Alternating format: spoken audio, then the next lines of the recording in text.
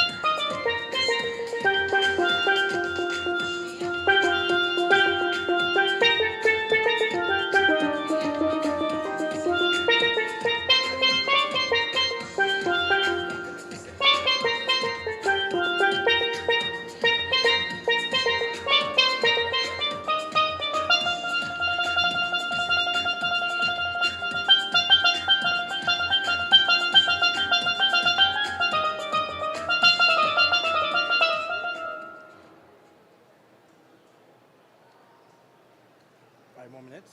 2 more minutes.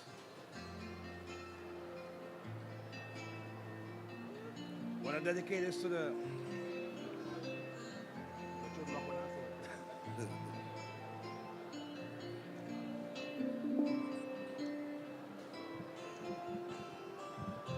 I'm stuck on you.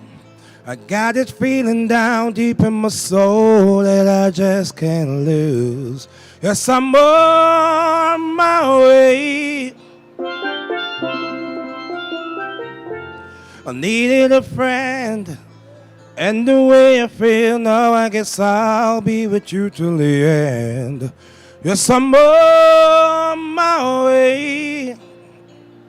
I'm mighty glad to stay.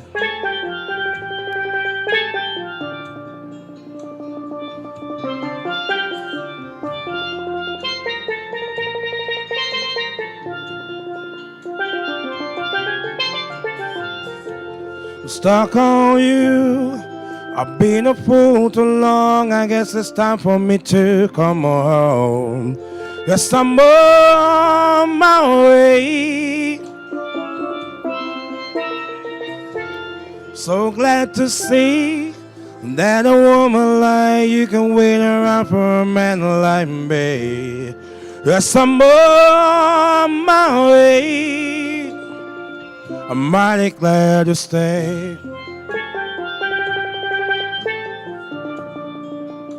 I'm mighty glad you stay.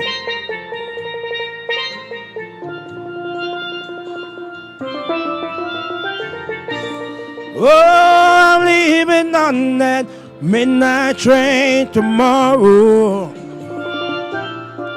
and I don't know where I'm going.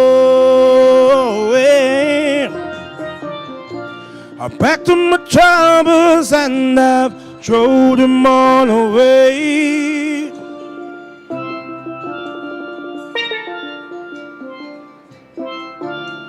But this time, little darling, I'm coming home to stay. I'm so stuck on you. I got this feeling down deep in my soul that I just can't lose.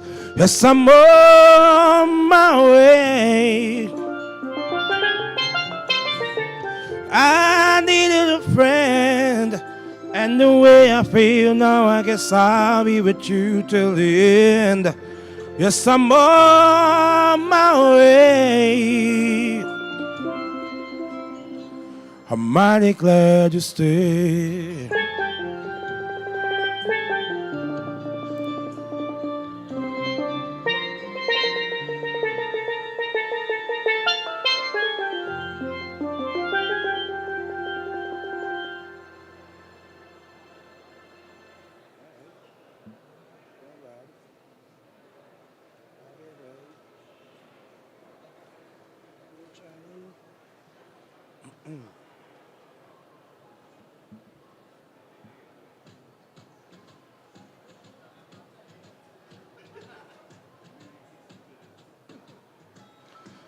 Fly me to the moon, let me sail among the stars. Let me see what spring is like on Jupiter and Mars. In other words, hold my hand. In other words, baby, kiss me. Fill my heart with song, let me play forevermore. You are all I long for, all I worship and adore. In other words, please be true. In other words, I love you.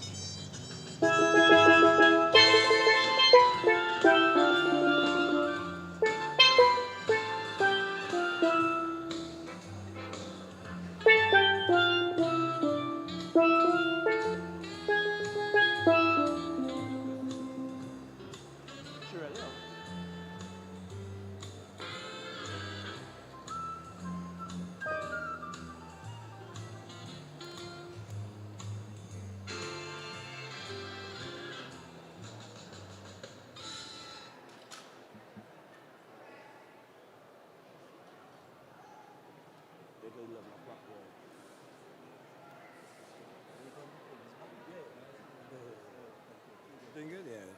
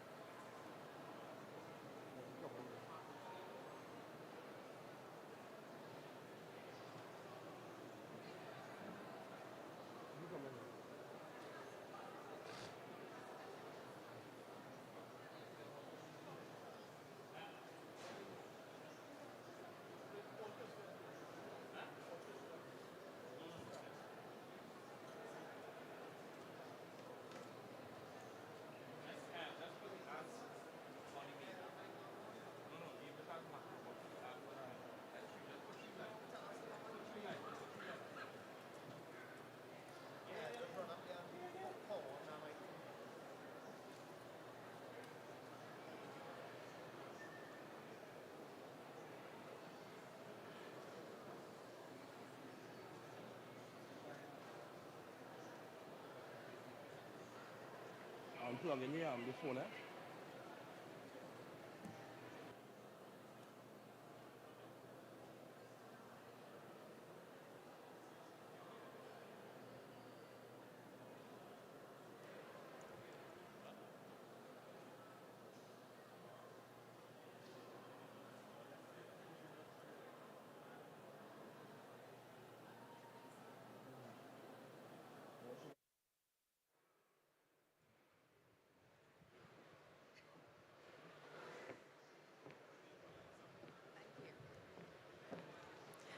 Good morning. Good morning. Good morning. Good morning, ladies and gentlemen. I know you're eagerly awaiting the start of this morning's program. So, what we would ask you to do is to make your way to the presentation area, which will be at the back of the hall. There are many seats available. We will be starting our official program in about 10 minutes. Thank you very much.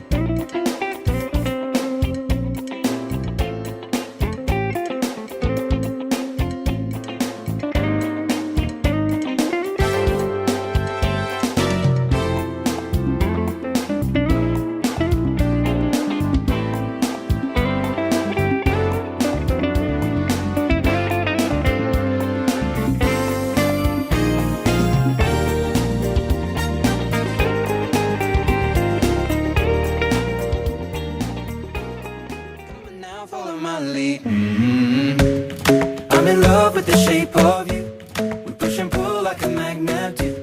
Although my heart is falling too, I'm in love with your body. And last night you were in my room, and now my bedsheets smell like you. Every day discovering something brand new. Well, I'm in love with your body. I'm in love with your body. I'm in love with your body. I'm in love with your body. Every day discovering something brand new. I'm in love with the shape of you. When we can, we let the story begin. We're going out on our first date. You and me are thrifty, so go all you can eat. Fill up your bag and I fill up the plate. We talk for hours and hours about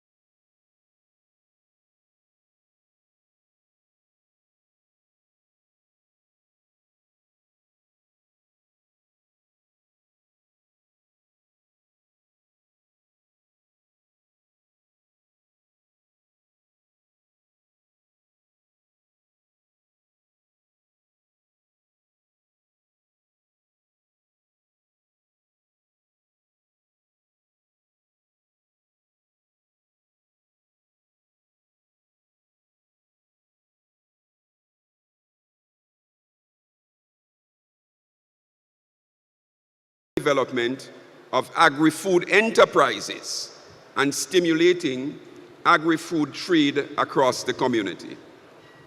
It is as good a time as any for me to say to you that in Trinidad and Tobago, the initiative that you have started is particularly important because Trinidad and Tobago, of course, is the largest beneficiary of the CARICOM arrangements in trade, accounting for approximately 48% of intra-regional trade in agri-food products across our community. And so this event, which we are starting in Trinidad and Tobago, we had the first last year, this event is particularly significant as we try to grow out what you're doing here at this event across the community by increasingly over the years bringing to Trinidad and Tobago firms in the agri-food sector that are able to participate and to showcase their products in a forum of this nature. I want to also say that this event today is happening just after the release of an important study, which in the last 3 days was released by the World Food Programme. And that study indicates that based on the results for the survey done up until May 2023, approximately 52% of our region, the people of our region, remain food insecure. I want that to sink in this morning, that 52% of our CARICOM people, even after COVID, continue to suffer food insecurity. What is even more profound is that this is a 10% reduction on the figures based on the study that was done in August 2022. It is also important for us to recognize that of this 52% that suffer food insecurity, 97% of them suffered from what they claimed to be moderate to high food price increases.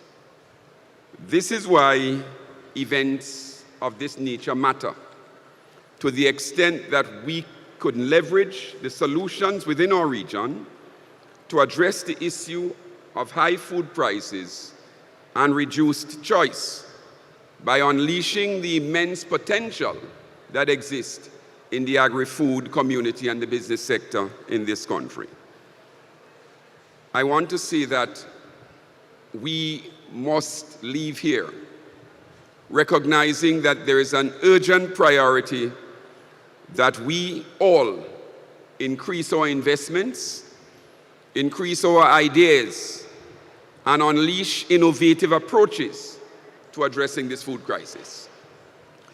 And so, colleagues, there are a couple of points I want to raise in terms of ideas that we believe must be taken on board in recognizing what often comes across as a pretty static discussion when it comes to the matter of food and food insecurity, and increasingly when it comes to the matter of non-communicable diseases.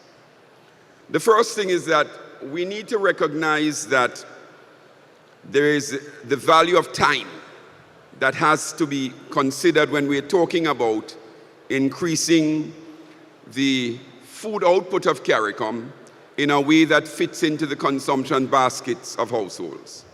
In short, the value of time has a significant effect on food consumption patterns. What is important too is to recognize that as you look over the last 20 years, we have more and more women who are coming into the workplace. And as a result of that, and the fact that of the micro and small enterprise business sector, 40% are now women. You now have situations where women have less time to be preparing foods that are traditional. And so the innovation that we're talking about is innovation that must address the issue of making foods more convenient, it must address the issue at the same time of ensuring that foods are wholesome and are nutritious.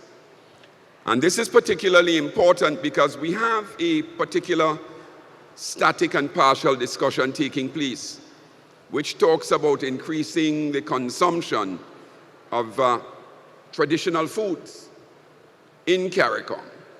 We make the point that without thinking about how you take those foods through the value chain, we're not going to be impacting the import numbers that we see, which are driven by a number of things. The import numbers that we see are driven by, one, our populations have grown in income over time. Yes, we have cyclical downturns. But broadly speaking, over the last 20 years, on a per capita basis, Caribbean populations have had more income.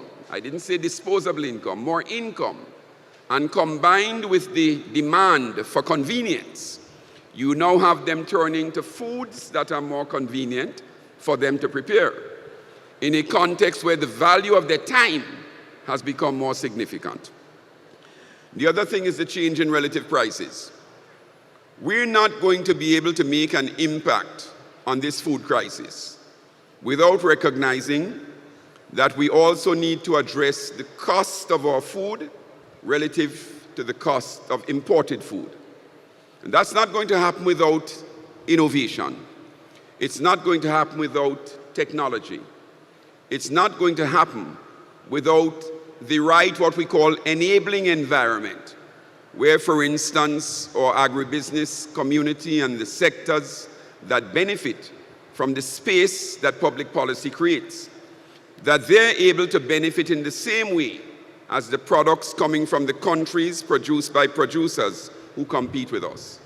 So, for instance, we've made the point that we need to find innovative solutions for the agribusiness sector, for the inputs that they use, for instance, and not just in Trinidad, that require foreign exchange.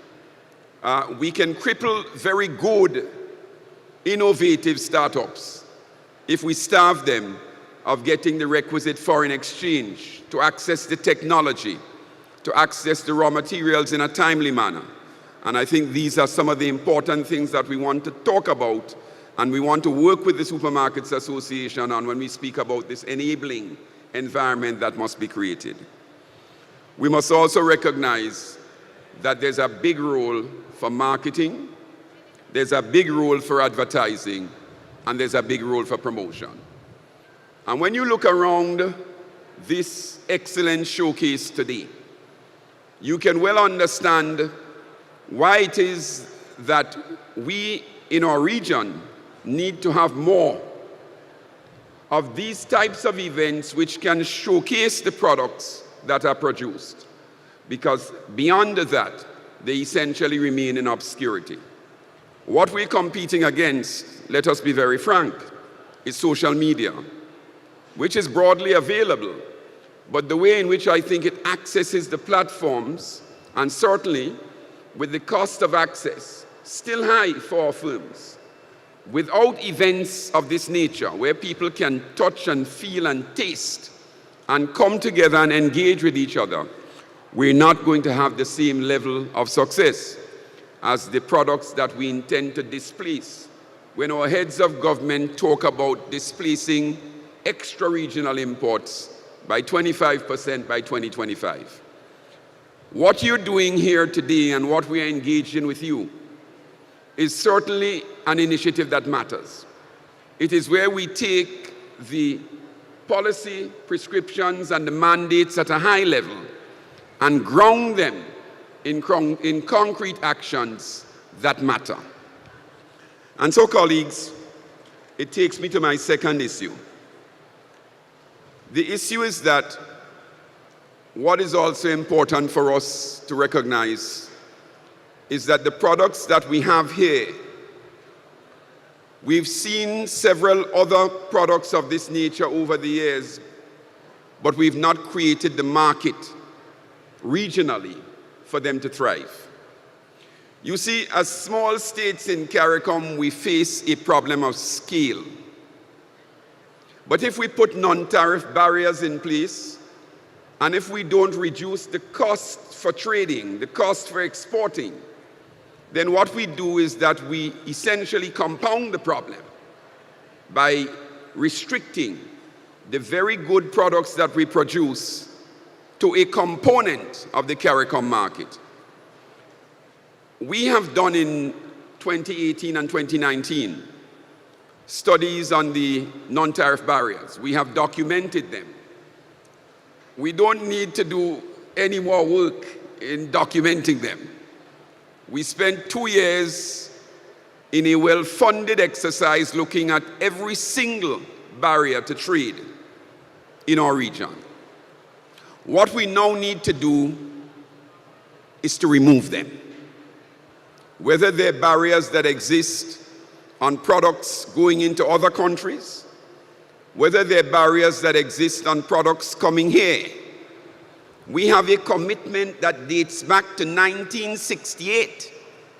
And we are talking about today commemorating the 50th anniversary of CARICOM, the modern integration process. And many of these barriers that inhibit us taking advantage of the scale that CARICOM represents. CARICOM is about scale. If we don't address these, we are going to have the same kind of results where we have done well, but we've underperformed, as we have over the last 50 years. And I did say before, for emphasis, that Trinidad is a major beneficiary of this agri-food trade that does exist and can grow even more in CARICOM. And that is why it is fitting for us to be discussing these matters today. But I want to tell you that there's another important action that we need to take.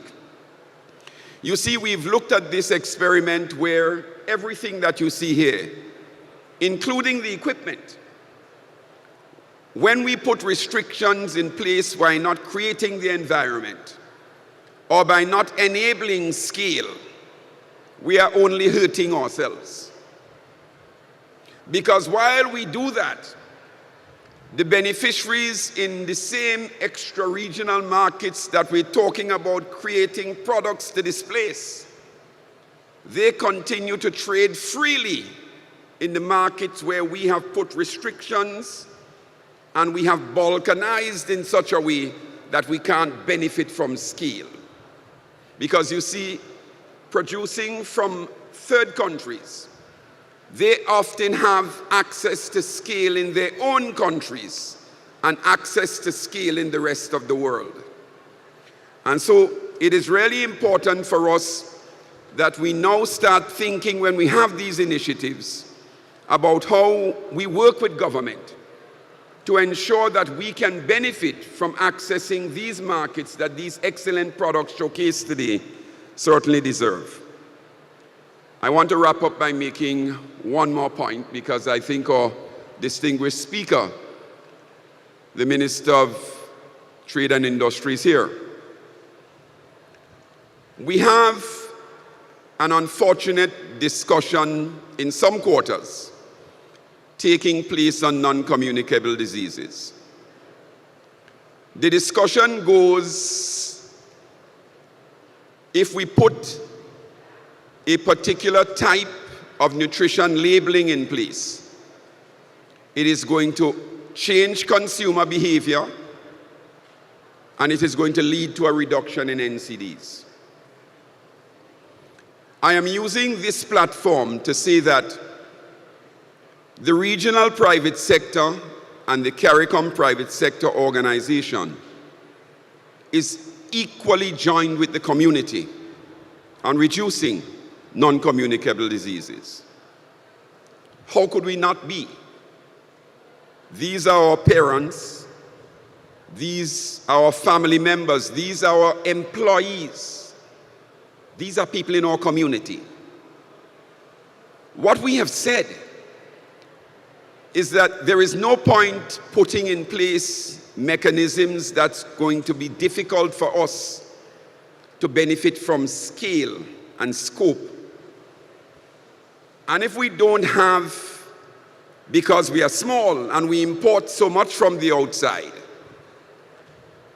a front of package nutritional labeling regime that relates to our trading partners, we're likely to have two effects. One, I already told you about rising food prices, but I gave you the statistics on rising food prices. I also told you about the fact that we need to export more. And we've argued that if we have countries not adopting the same standards, then as producers and traders, we're likely to be maintaining 2 and 3 different types of labels, which have a cost when we're trying to export and to trade within our own borders. And so what we've said is, let us adopt the standards of our trading partners, even while we rationalize how we're going to move forward as a community on this matter. Unfortunately, our message is often not delivered in this way. So when you listen to the regional press, you hear discussions that the food sector is somehow against us developing a healthy region by addressing NCDs because we don't want to adopt the front of package nutritional labeling for processed food and drink. I want you to leave here today with an understanding that none of us can remove ourselves from being joined in this battle. But this battle requires more than labels. This battle requires all of us to be more innovative, to produce more. It requires all of us to give our people choices where they don't have to face the high prices that have caused 52% of them to be food insecure.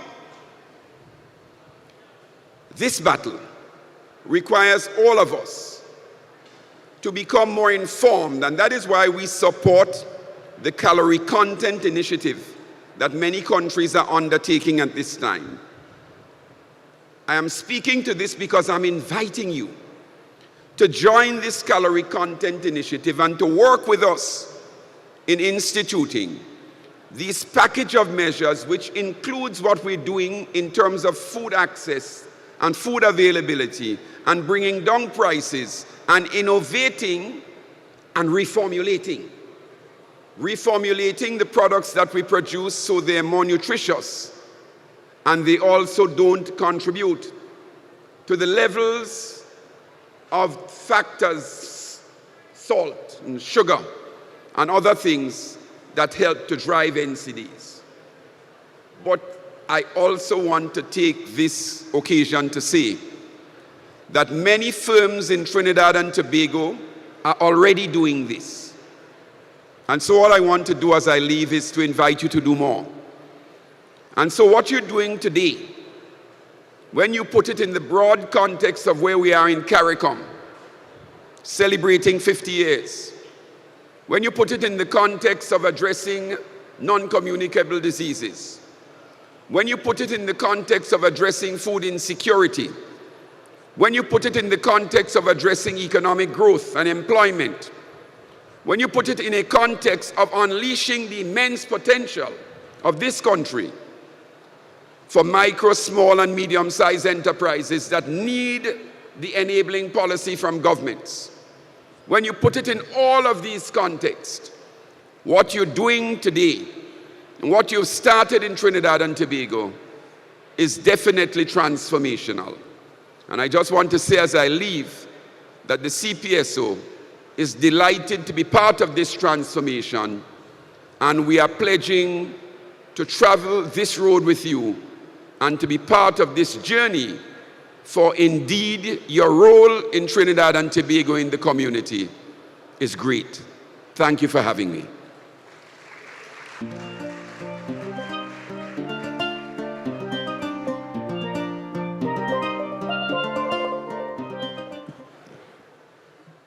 Thank you very much, Dr. Antoine. Dr. Patrick Antoine is a renowned Caribbean intellectual and regional thinker with over 30 years of experience in economics, trade, and policy. He has held influential roles such as ambassador, chief economic and policy advisor, and special advisor to the Inter-American Institute for Cooperation on Agriculture, Director General. Dr. Antoine serves as the CEO and a technical director of the CARICOM Private Sector Organization Secretariat, promoting private sector participation in CARICOM. He has authored numerous papers and studies on productivity, trade policy, and economic integration. Once again, a round of applause for Dr. Antoine. We would like to acknowledge the presence of Senator, the Honorable Paula Gopi-Schoon, Minister of Trade and Industry. Thank you so much for being here.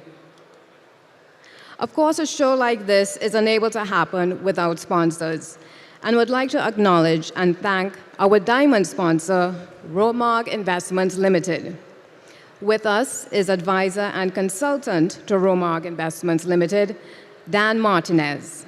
He is an experienced economic and commercial officer with over 25 years in the U.S. Foreign Service. He joined Tritico and Rainey Law Firm as of counsel, and his expertise lies in promoting sustainable economic development and natural resource utilization in Latin America and Southeast Asia. Notably, he played a crucial role in advancing women's financial inclusion through the Women's Entrepreneurship Finance Initiative. With a background in negotiating tax treaties and trade agreements, Dan Martinez focuses on U.S. trade promotion, international business transactions, and resolving market access barriers in Southeast Asia and Latin America. He is also developing a comprehensive practice in export controls and economic sanctions. Please put your hands together for Mr. Dan Martinez of Romag Investments Limited.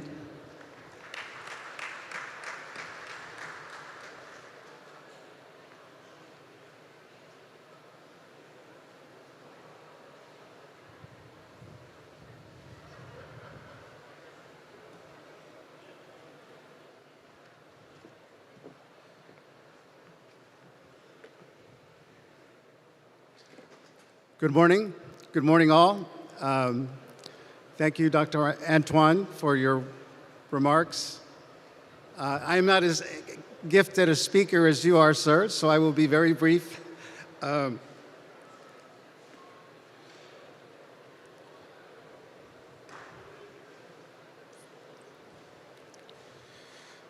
good morning, and welcome to the Expo.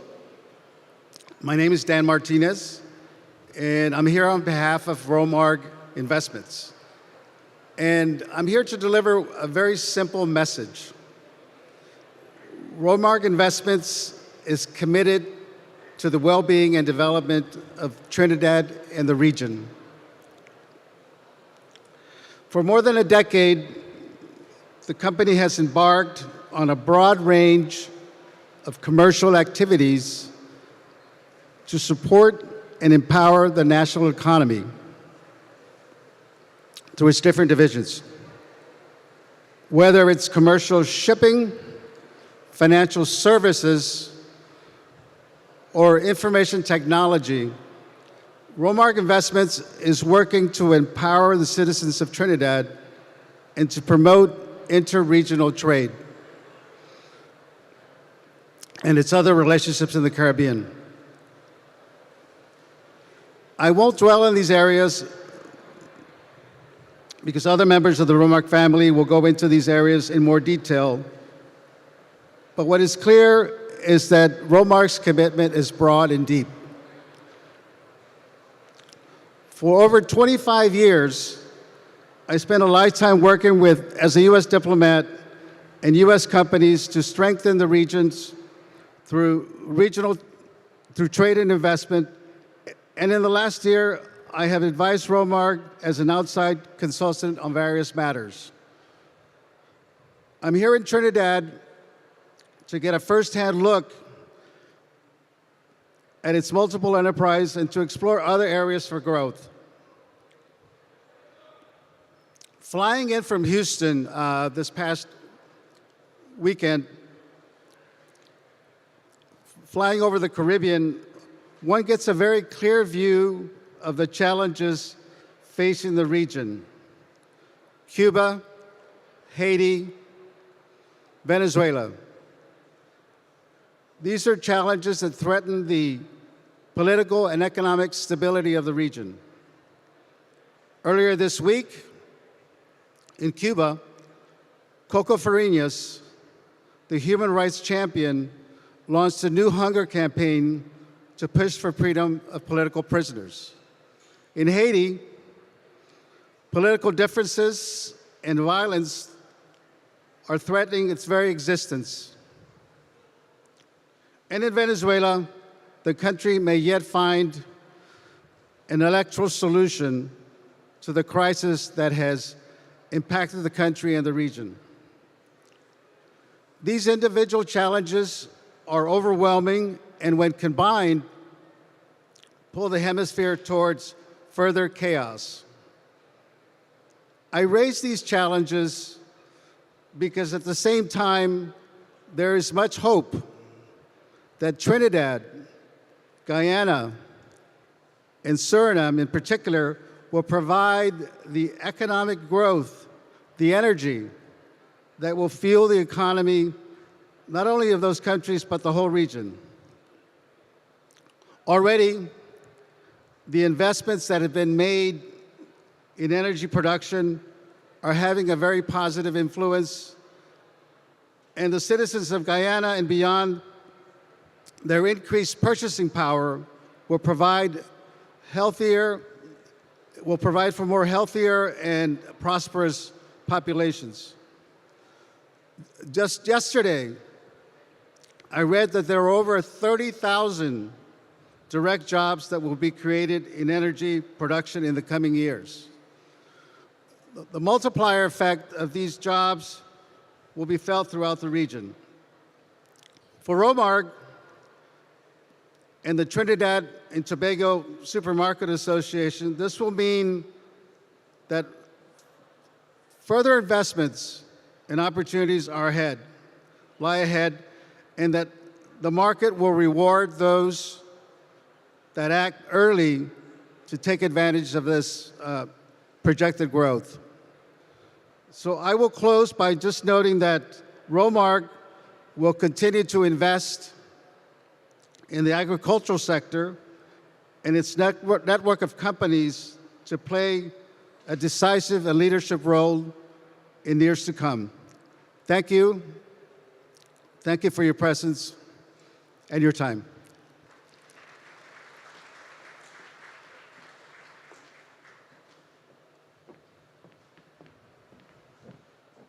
Thank you very much, Mr. Martinez, and thank you very much to Romag Investments.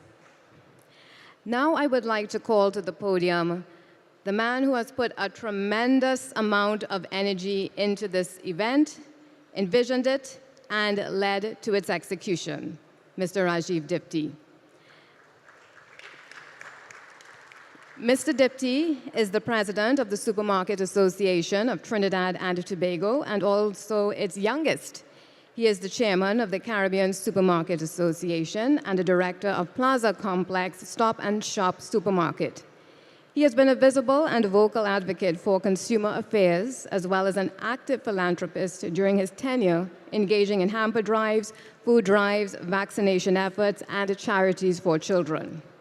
Mr. Dipti possesses a Bachelor of Science degrees in Agribusiness Management and Pharmacy from the University of the West Indies, as well as a Master's in Business Administration from Anglia Ruskin University. Please welcome Mr. Rajiv Dipti.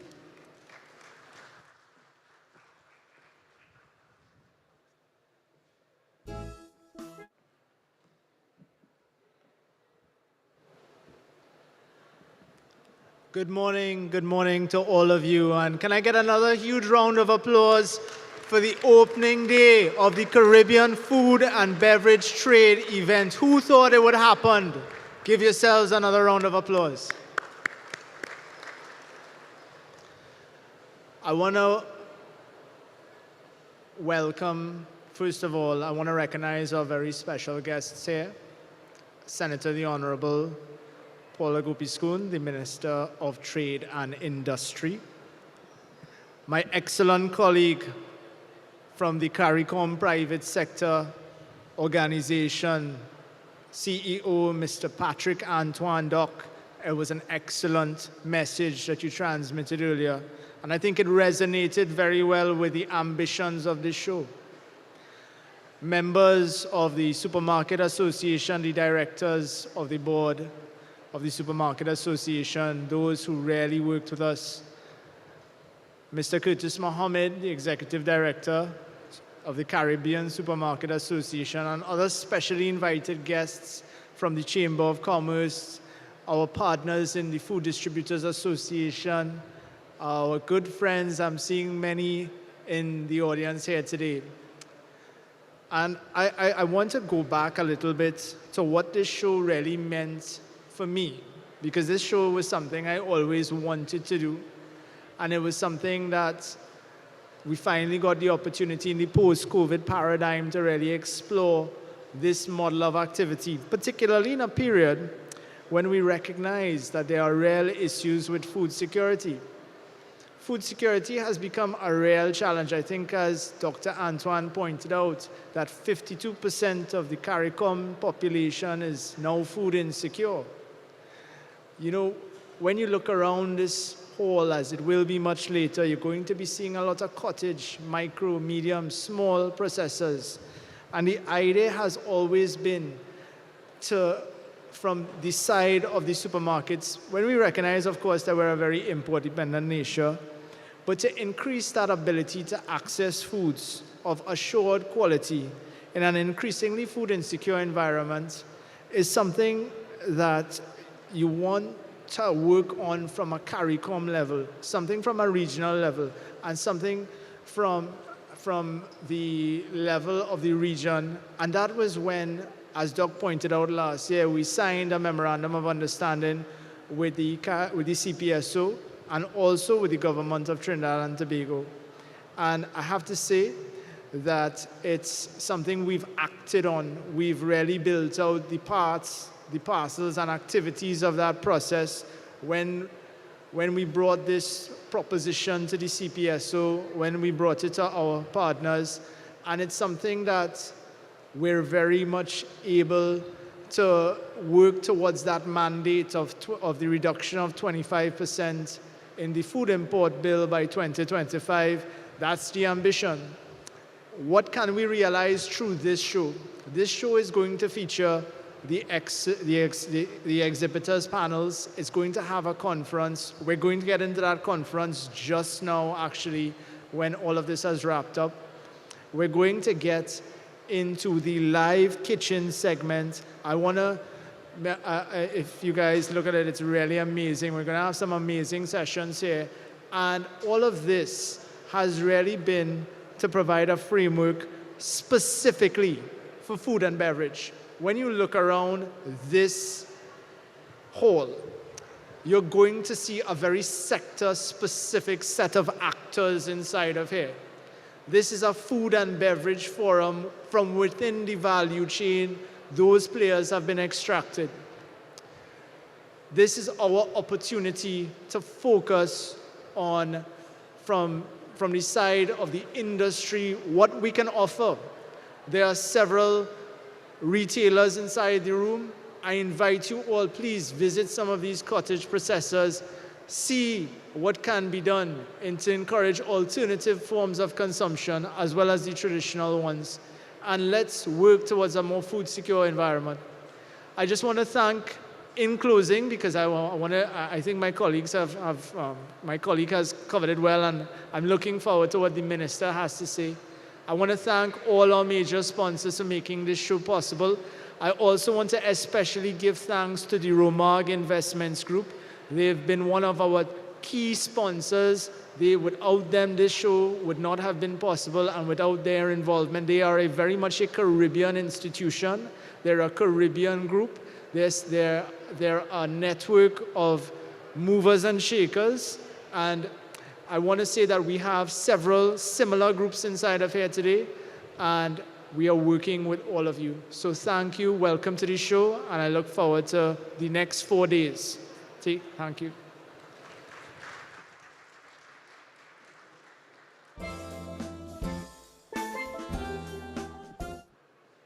He's so tall. Thank you very much, Mr. Dipti. Now I would like to invite Senator the Honorable Paula Gopi-Schoon, Minister of Trade and Industry, to the podium.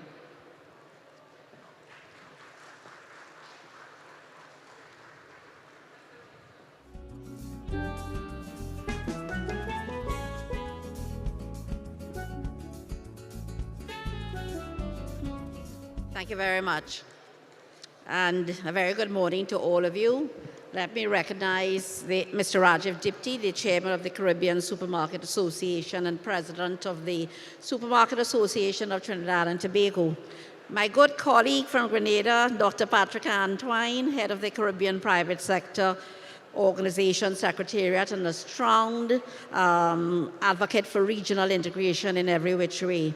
Mr. Dan Martinez, advisor and consultant to Romag Investments, sponsors and key parties to the agricultural sector.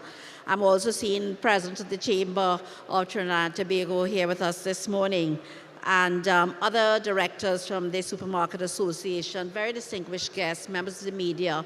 And again, really it's my distinct pleasure to be here to deliver what is a feature address at this inaugural Caribbean Food and Beverage Trade event, which really seeks to bring together all major stakeholders in the food and beverage space and to continue the conversation on food security, both domestically and regionally, which is absolutely necessary for today.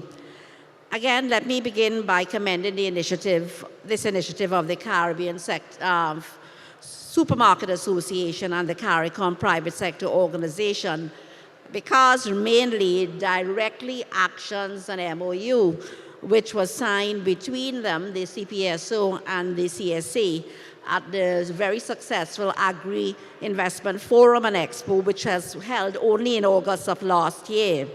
And so today I mark as a significant outcome as their work has begun. This event really supports the mandate laid out by the region to achieve a 25% reduction in the region's food import bill by 2025. And our government of the Republic of Trinidad and Tobago has been steadfastly working towards ensuring food security and nutrition security for the citizenry, while working towards and working in tandem with member states to achieve this regional goal of 25 by 25. And in so doing, locally, there has been that impetus and drive of boosting production of food domestically and targeting further investment in the food and beverage sector. And of course, reducing the supply chain difficulties that we've all had to endure, particularly during the unprecedented times of the COVID-19 pandemic. The FAO, the Food and Agriculture Organization, defines food security as this phenomenon where all people at all times having physical and economic access to sufficient, safe, and nutritious foods that meet their dietary needs and food preferences for an active and healthy lifestyle. And that is indeed where we want to go. And this definition has also been expanded to include dimensions of food availability, food access, utilization, and stability, to not only reflect the changes in society, but also to reflect the changes in policy articulation and development. And food security is identified as a national priority in our National Development Strategy of Trinidad and Tobago, Vision 2030. And therefore, in keeping with the United Nations Sustainable Development Goal 2, to end hunger and to achieve food security and to improve nutrition and to promote sustainable agriculture, there are a series of measures to bolster our food security with a focus, and we spoke about scale this morning, on upscaling production of food for our domestic use And 4, also very importantly, consolidating value chains for strategic industries, inclusive of poultry and fish and cocoa, and also that is all highlighted in our roadmap, phase 2 roadmap to recovery report. Quite notably, Trinidad and Tobago's food and beverage manufacturing sector, and I must single them out, has been very successful, and we continue to see significant growth. If I look at our exports, we've consistently averaged a yearly amount of 2.53 billion TT dollars in food and beverage exports from 2018 to 2022. And if I look at the 6-month period between October 22 and March 2023, these are fresh figures, Trinidad and Tobago exported 1.5 billion TT dollars in food and beverage products. So it tells you that there is growth. So our top exported food and beverage products would include our cereals, which are known across the region, or aerated beverages, or aromatic bitters, or non-alcoholic beverages, or sweet and unsweetened biscuits, or chocolates, and our beer, with the main export markets being the Caribbean region, the USA, the UK, and also Canada. And that shows our ability to not only to produce at a high quantity, but also at a standard that satisfies international markets. And certainly our local manufacturers are continuing to innovate their product offerings, with companies such as Novo Farms specializing in the production of frozen cassava fries and dasheen fries and desiccated coconut and so on, and associated brands specializing in a line of organic chocolates, and Nestle, who recently launched its almond milk production. And these are just a few of the new products that have come onto the market. But notwithstanding these successes and these production capabilities, the fact is that our food import bill continues to be of concern, ranging in the vicinity of $6 billion annually. So evidently, the range of production locally, and it's something that we have to accept, is still too narrow and must be expanded. And further, looking at our locally manufactured goods, way too many imports are sourced externally, and way too many inputs are sourced externally, and a clear strategic approach is needed to address that. So yes, we are producing, but however, we are still reliant on a lot of foreign inputs into our manufacturing. And in this regard, we recognize the usefulness of regional value chains to achieve food security through greater collaboration and commercial arrangements with our regional partners. And indeed, the Ministry of Trade and Industry, we have commenced a study on regional value chains for the manufacturing sector. This study is being funded by the Inter-American Development Bank through a technical cooperation agreement and is well underway, with expected completion by August 2023. The study will produce clear regional value chain maps for the manufacturing sector, inclusive of food and beverages, and extending also to chemicals and printing and packaging in Trinidad and Tobago. But additionally, the maps will assist in identifying new and alternate suppliers of inputs within CARICOM for the manufacturing sector, and policy actions that target bottlenecks within the regional supply chains. The study will prove also very useful to the region and to organizations such as the CPSO and to other stakeholders present today, as it will identify new opportunities aimed at increasing, at the end of it all, the regional integration of production. I want to look a little bit, because my colleague is not here from the Ministry of Agriculture, Lands and Fisheries, and I want to look at our more recent investments in the agricultural sector. So again, addressing the question of food security, the government of Trinidad and Tobago, as I said, has adopted a multifaceted approach to boosting local production. However, I must acknowledge our limitations of land mass and climate conditions, which, with the help of technology, can be addressed. And an example of an investment in the agricultural sector with the application of relevant technology is the establishment of Trinidad and Tobago's first berry farm in Tobago, which is a commercially scaled, climate-smart, hydroponic greenhouse farm. And that initial investment saw the construction of a 42,000 square foot greenhouse farm in Tobago with a capacity to produce over 22 tons of fresh berries per month, as well as fresh organic greens once in full operation. And so under the remit of the Ministry of Agriculture, Lands and Fisheries also, we've seen small-scale investments in sustainable agricultural production systems by farmers.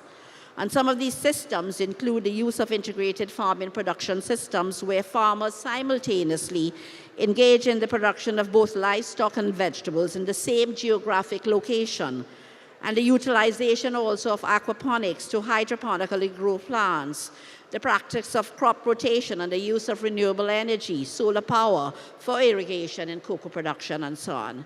And that's the way in which we're heading. And also that there are youth programs such as the Shade House Project and the Youth Agriculture Homestead Program offered by the Ministry of Youth Development and National Service. And again, this is aimed at developing and harnessing the skills of our young persons to support the very objectives which are before us. And these young persons all have an affinity for agriculture, and so we are equipping them with the necessary tools for success in this particular sector. Additionally, the Ministry of Trade and Industry, through its partner agency, Investiti, has also undertaken investment in physical infrastructure in the form of the Moruga Agro-Processing and Light Industrial Park. And that park is completed. And let me use the opportunity to say that this Moruga Agro-Processing and Light Industrial Facility is an ideal model and location which we invite investors to set up their production facilities in. And already we have investment in production facilities for food and vegetable processing, for processing and packaging of meals and root crops and cocoa processing and pepper, ginger processing. All of these are underway. I want to address in the time that I have the growth opportunities for SMEs. And understanding our objective of food security, let us recognize that this cannot be done without the development of our SME sector. And Trinidad and Tobago indeed also recognizes the challenges faced by them. And there is the need, first and foremost, for them SMEs to improve their quality standards, their capacity, and their production. And I'll address the issue of financing, which is one of the main issues for the growth and development of SMEs. I want to say and bring to the forefront again that there's the opportunity through the Ministry of Trade and Industry for the International Certification Fund, which is to primarily assist our SME exporters in achieving international certification in food and beverage and other product compliance to meet the quality and safety standards of international markets, but also Trinidad and Tobago, and to increase, of course, import substitution and boost the production of our non-energy products. Very, very important facility if it is that we're going to have the quality standards that are necessary to access markets and to satisfy our own. Also, it will allow our firms to successfully position and attach themselves into the very regional value chain which I spoke about earlier. There are also programs that are targeted to Tobago. And I will not dwell on those, but these are also capacity building programs because we want to see the growth of the agricultural sector and the manufacturing sector in Tobago. And we understand their challenges in terms of logistics and so on, and of access to financing and market entry and so on, product development, modification and testing. And that applies, I want to say, to all of our SMEs across Trinidad as well. And it is through the implementation of these programs and improving the packaging and the quality and marketability of our local products that will set us on the path of competitiveness in the first instance and achieving, as I said before, import substitution, increased exports, and contributing to the goal of food security and, of course, job creation. Let us not forget that. And I know another constraint, and I said it before, is to the growth of SMEs is the access to finance. And I want to say that our government has continued to do its part through what formerly the Loan Guarantee Program And now, what the Ministry of Finance has recently announced, the SME Development Financing Facility, which is being done through 4 Commercial Bank, a very, very attractive facility in terms of a moratorium for 2 years, a very low interest rate, and a 10-year repayment program. And I also want to commend Republic Bank for their own MSME loan campaign, which was launched only on Monday of this week. And again, this campaign and that of the government is tailored again to support our MSMEs as we see them as significant partners as we speak about food security. What I have to say today would be incomplete if I did not address the question of food prices. And we spoke earlier about the goal of economic access to food. And much of the push towards food security in this region is pursued to reduce the impact of global events on both price and availability of food. And therefore, the increase in food prices as a result of disruptions in major shipping and logistic lines in the Russia-Ukraine ongoing conflict and the protectionist strategies by countries in response to the movements of global food prices, and all of this is recorded by the Food and Agriculture Organization, the result of which is that we saw the food price index increasing substantially during COVID and subsequently. Fortunately, we are seeing now a decrease, and we're seeing a fall to 124.3 points in May 2023, which is the lowest we have seen in 2 years. But if we are to address this question of price, it means that we must increase the availability of food locally and regionally. And it's only that local production and regional production will help us secure the kind of pricing that will make food security a reality for populations locally and regionally. Our reliance on food imports leaves us heavily susceptible to global price fluctuations, which essentially characterizes us as price takers, and therefore we must accept the prices as they are. And while the government continues to do what it can to reduce the effect of these fluctuations through the suspension of the CET, which we have done through the removal of value-added tax on basic food items and support measures, these can only help us to a point. And therefore, if we have to improve food prices, the objective, again, as I said before, must be to produce ourselves locally and regionally. And that will result in lower prices, assuming, of course, that we aren't fully dependent, as I said before, on the inputs, which is being addressed through our regional value chain study and policy, which is to come.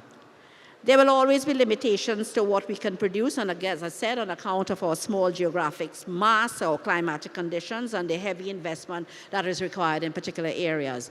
However, we must look to the possibilities that exist before us.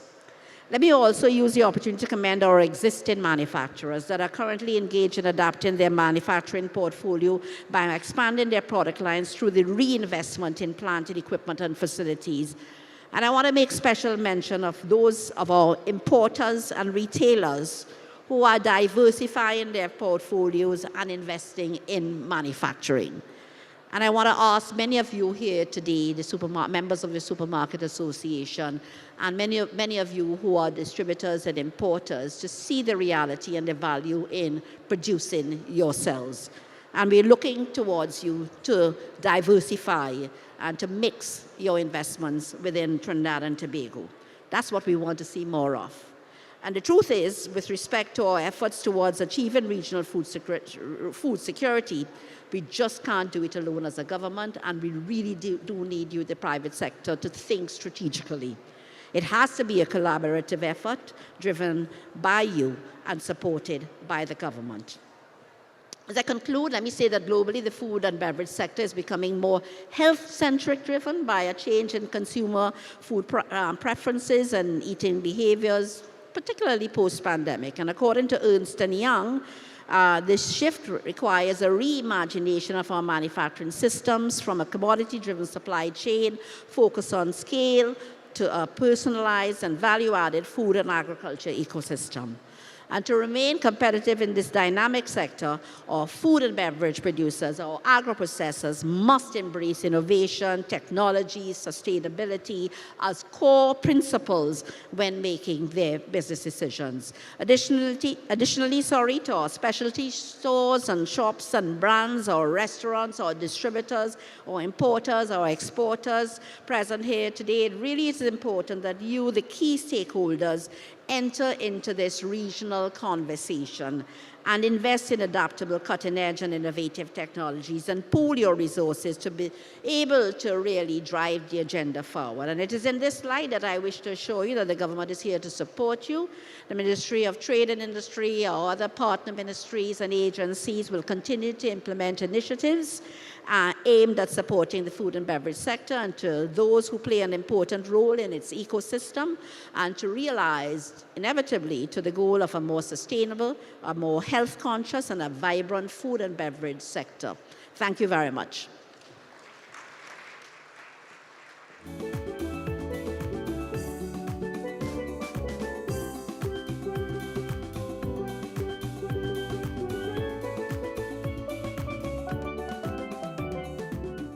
Thank you very much, Honorable Minister. I believe you would have been served a very delicious drink for those of you who tested it. That is our toast that has been provided by the House of Nestle. It is a mocktail, a virgin pineapple colada. So if you still have your glasses, if we could raise them, please.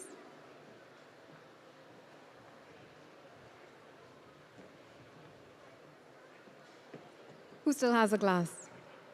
So in honor of the opening of the Caribbean Food and Beverage event, cheers.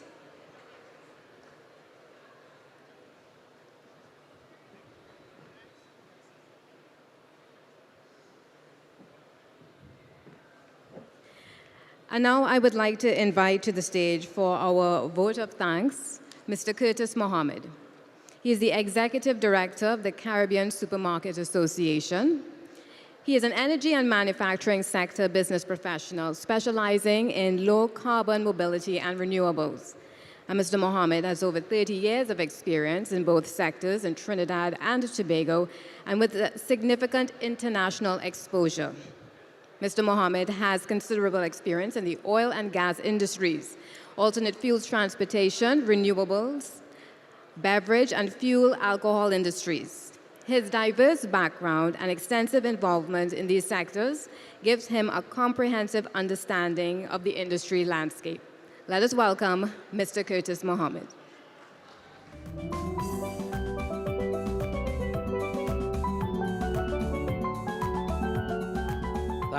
Thank you, Samantha.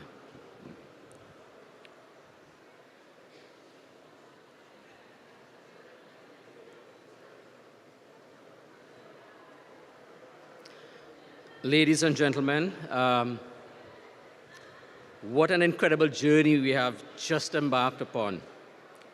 This is the launch not only of a food and beverage new arrangement, a new installation in the landscape in Trinidad and Tobago. It's also the launch of the Caribbean Supermarket Association. On behalf of the entire team, I extend my deepest gratitude to each and every one of you for gracing this occasion with your presence. And we are immensely honored to have had the privilege of hearing from Dr. Antoine. Thank you very much. A lot of good information, fantastic perspectives. We also like to thank Dan Martinez and his organization for helping making this happen. Your vision, your dedication in your respective fields make a difference in the food industry, so we thank you very much for that. A special word of thanks is extended to the Honorable Minister School. Always good to see you, our Minister of Trade and Industry. Your presence here today and your continued support for the CSA and our efforts have served as a beacon of hope for us and for others.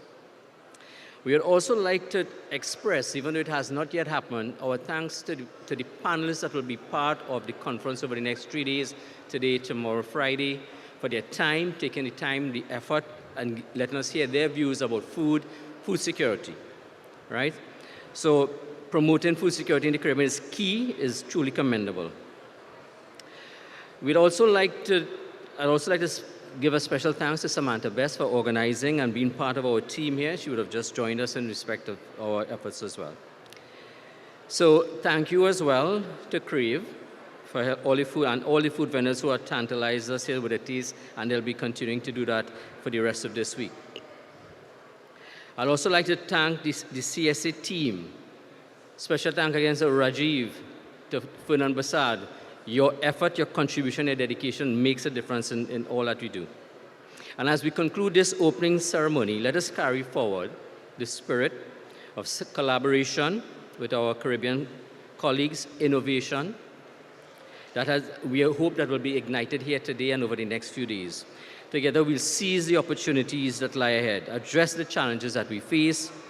We've studied, we know what we have to do. We have to now put into action the words that we've all been echoing. We need to work towards a future where food security is a reality. That 52% is frightening, is a very daunting information that we heard today. And that is a reality that is not just Trinidad and Tobago, it's the rest of the Caribbean. So we have some work to do, and we will do it. So thank you all very much. Enjoy the rest of the event, and thank you all again.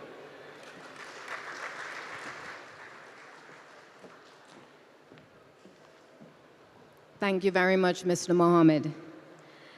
Ladies and gentlemen, esteemed guests and media members, as we conclude this thrilling opening ceremony, we would like to invite you to embark on an exciting journey through the vibrant world of Caribbean food and beverages.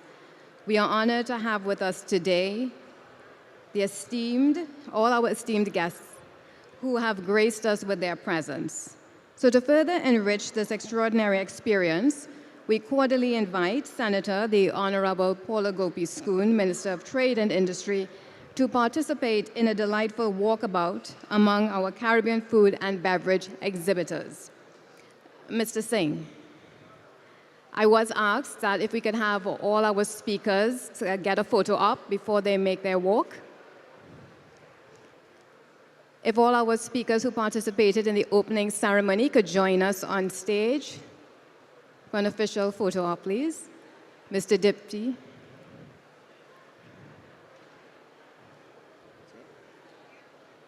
Mr. Dipty, the Honorable Minister, Dr. Antoine, Mr. Mohammed, could you please join us on stage? Mr. Martinez.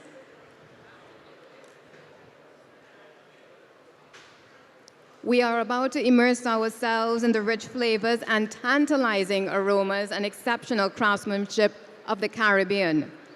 Afterwards, our walkabout with the media and the minister, we will like to join you to join us at the live kitchen with Crave Restaurant.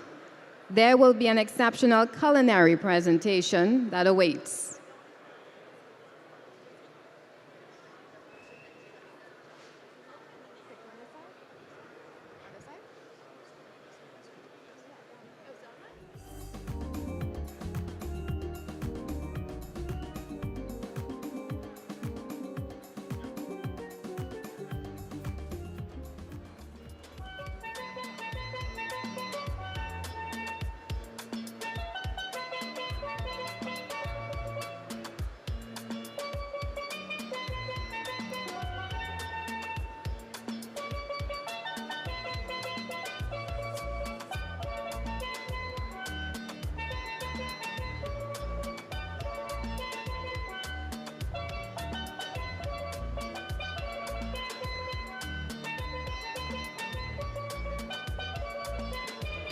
Thank you very much. Once again, we thank you all for gracing us with your presence today, and we eagerly anticipate the delightful moments that are ahead. So let us all embark on this journey of gastronomic delights and celebrate the richness of our Caribbean food and beverage culture together. Good afternoon.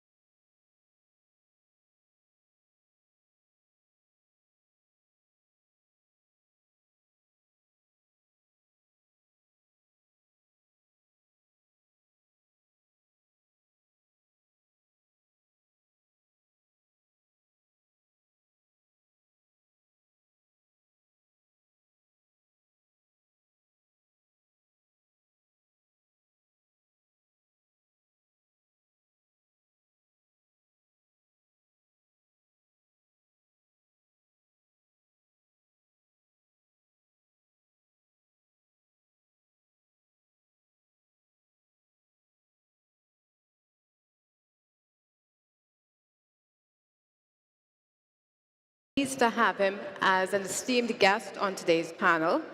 He is a remarkable individual who comes from a legacy of business ownership and supermarket operations as a third-generation entrepreneur.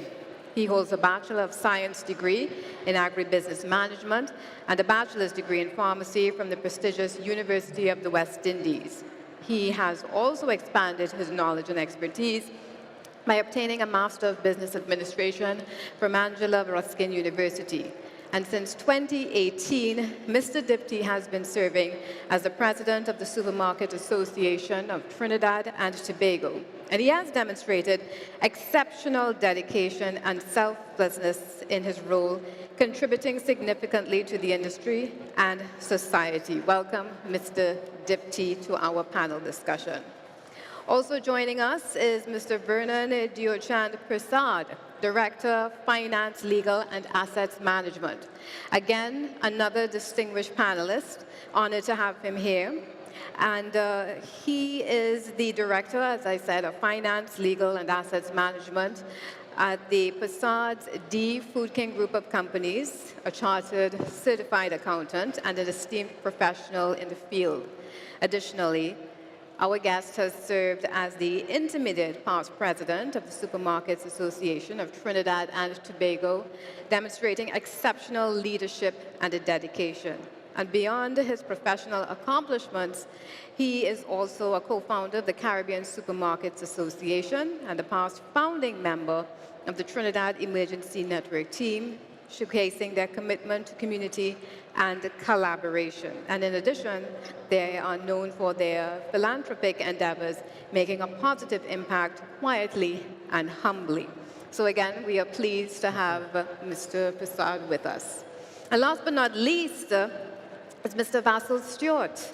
He is an agri-business international marketing development specialist with over 40 years of diversified and practical experience in agribusiness value chain development in the Caribbean, gained through working with national, regional, and international public and private sector organizations in various positions, including CEO, regional manager, regional coordinator, advisor, consultant, investor, director, and president.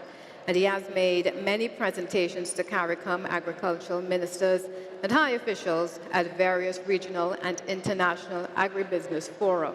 Currently, he is the CEO of Widsman Caribbean Limited, a diversified agro-food processing company, director of the Caribbean Agribusiness Development Company, an agribusiness investment facilitation company, president of the Caribbean Agribusiness Association, and a member of the CARICOM Agriculture, Food, and Nutrition Cluster, and the CARICOM Special Ministerial Task Force on Food Production and Food Security. Welcome to the panel, gentlemen, and to day one of the Caribbean Food and Beverage event. So, the discussion, feeding the Caribbean. I'd like to get each of you of your perspective in general on the topic. Mr. Stewart? Thank you very much. Let me begin by thanking my colleagues from the Supermarket Association for inviting me, first on behalf of the CPSO and secondly on behalf of CARBO. I think the topic is a very pertinent one. From our perspective, at the level of CPSO and CARBO, we think that the challenge that faces the region now requires a new orientation. Over the last 30 years, our food policy has been one where we focus firstly on providing our people with, you may say, cheap or inexpensive food. And that policy has led us to where we are today, where we have challenges not only with our food insecurity, but also, perhaps more importantly, the quality of our foods. So the issue of feeding the region has to do with two major factors. One is the supply in terms of reliability, affordability, and then actually the second thing is the issue of food quality.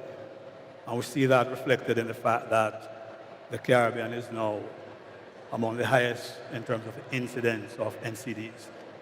And that goes all the way back to that policy since the 70s. So in addressing our food needs in the region, we need to look at, one, how we treat with the issue of supply, and then how we treat with the issue of the quality of our foods. So as the discussion proceeds, those are the issues I'd like to address. food supply in terms of volume and affordability, and more importantly, the quality of our foods. Thank you very much, Mr. Stewart. Mr. Prasad, your feelings on feeding the Caribbean? This morning, it was a significant eye-opener, hearing the contribution of Dr. Antoine and the statistics that he put forward. When you hear 52% of persons within the Caribbean have a challenge from feeding themselves, that is a startling number. It means to say that we have only reached halfway there in looking after ourselves in terms of food security.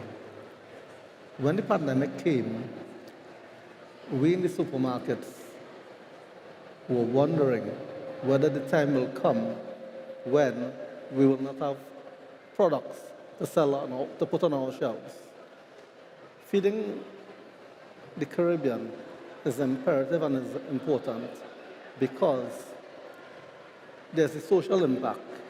When the people cannot feed themselves and cannot afford to feed themselves, a hungry man is an angry man. And that is a situation that we don't want to have. We have seen it across the globe, the food riots. We've seen it right here in the Caribbean. So it means to say we must put as a priority feeding ourselves, the ability to feed ourselves. Yes, we have it's been a journey from independence to now. And we have been playing, and certain parts of the region have been able to do it better than others. The time has come when we recognize that the outer world sees us not as Trinidad&Tobago or Jamaica or Barbados or Guyana. The outer world, when you go to negotiate and when you go to procure food, they see you as a region. So we must take on this initiative head on, feeding ourselves and the ability to feed ourselves and to tool ourselves to meet that initiative. So if it is we are able to achieve even 10% rather than 25 by 25, that is a significant step in the right direction. Mr. Dipty, your thoughts on that?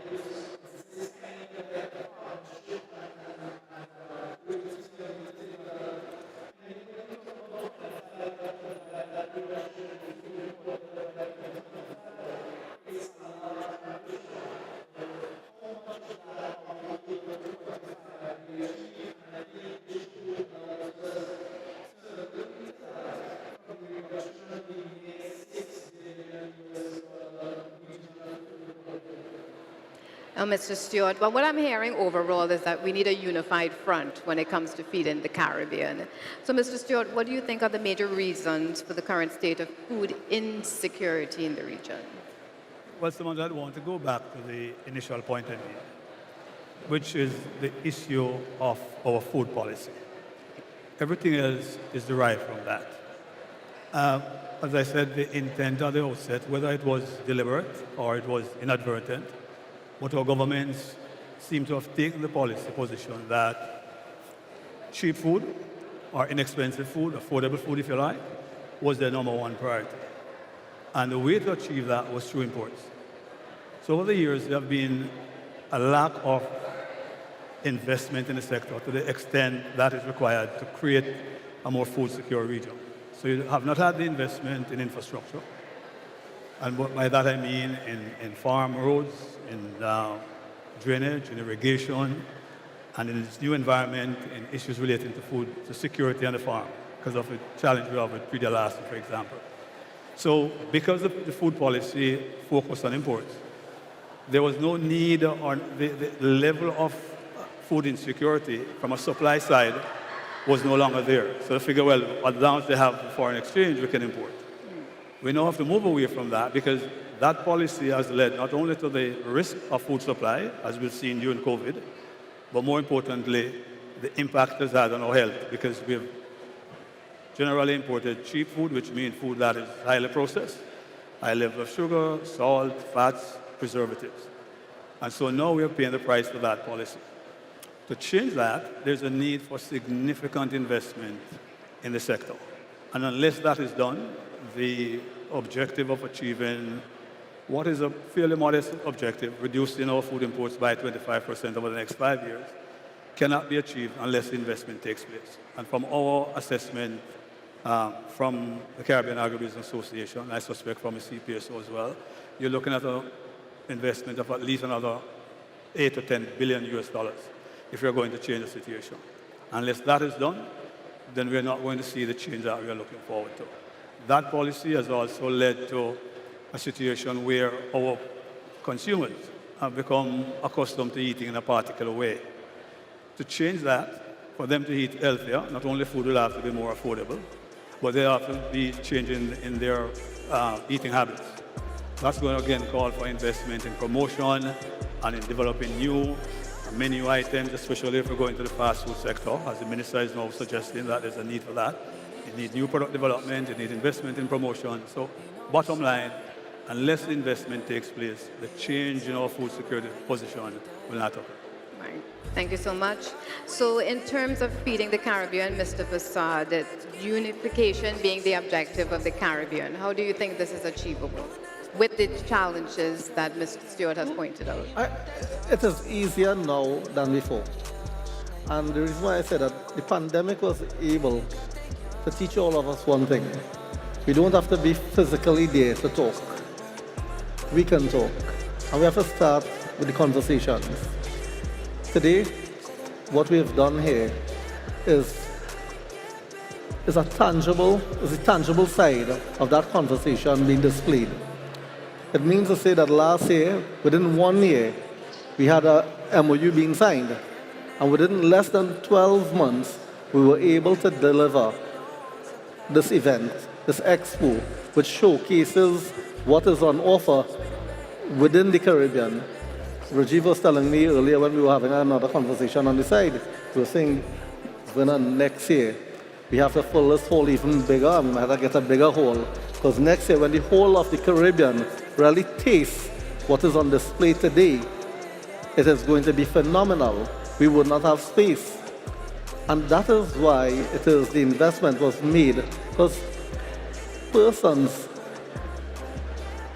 lead, you have leaders and you have followers. This is leadership. And with leadership, everybody likes to jump on a successful bandwagon.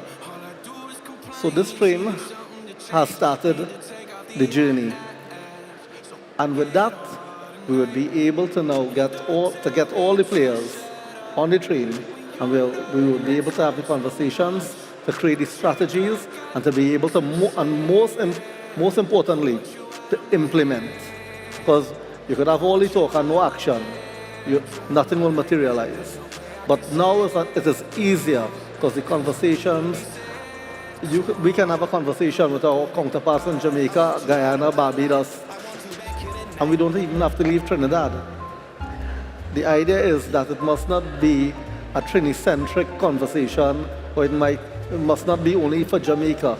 It has to be Caribbean. The solution to the problem has to be Caribbean-wide. Caribbean-wide unification, an $8 to $9 billion investment. What are your thoughts on that, Mr. Dipty?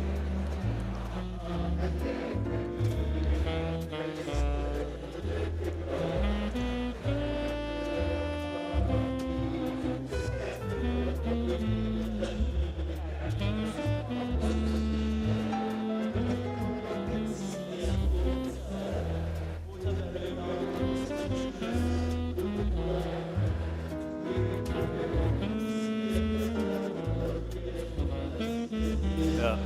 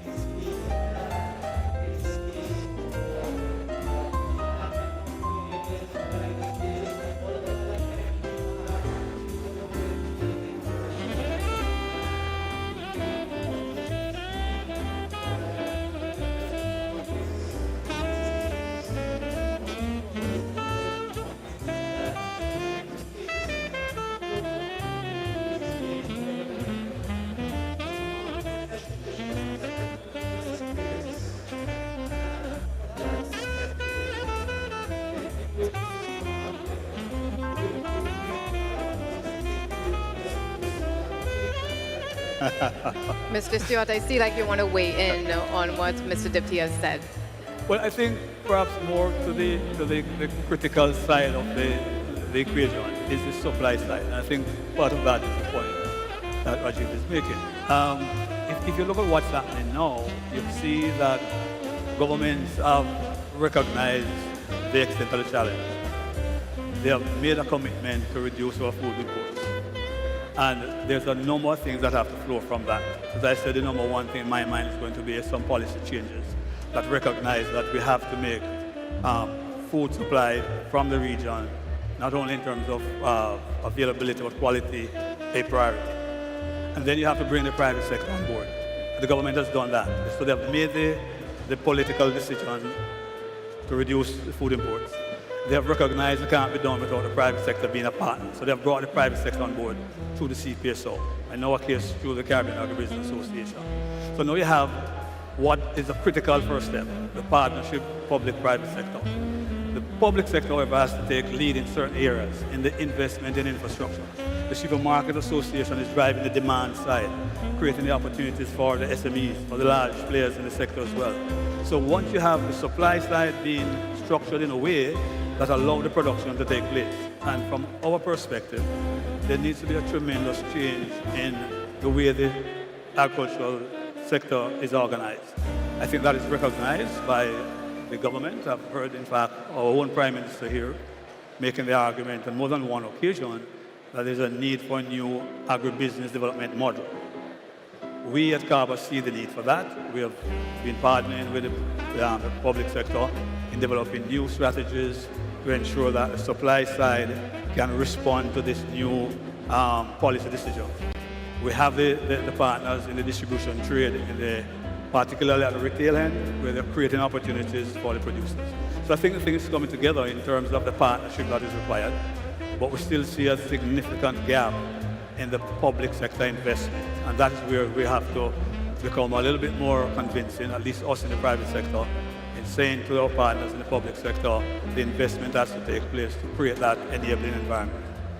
So you see these as major interventions. Are there more needed beyond this? Oh yes, we think, let me give you an example. In the case of Trinidad, the government took some very strategic decisions. One, they have established, for example, the Moruga Agro-Processing Park. So they have created infrastructure for processing. A very important first step. Secondly, they have made it possible for investors in the sector not to have to pay taxes on inputs. Their profits are also going to be tax-free. A strategic decision in terms of creating incentive for investment. On the other hand, the level of investment needed in the farming sector has not occurred.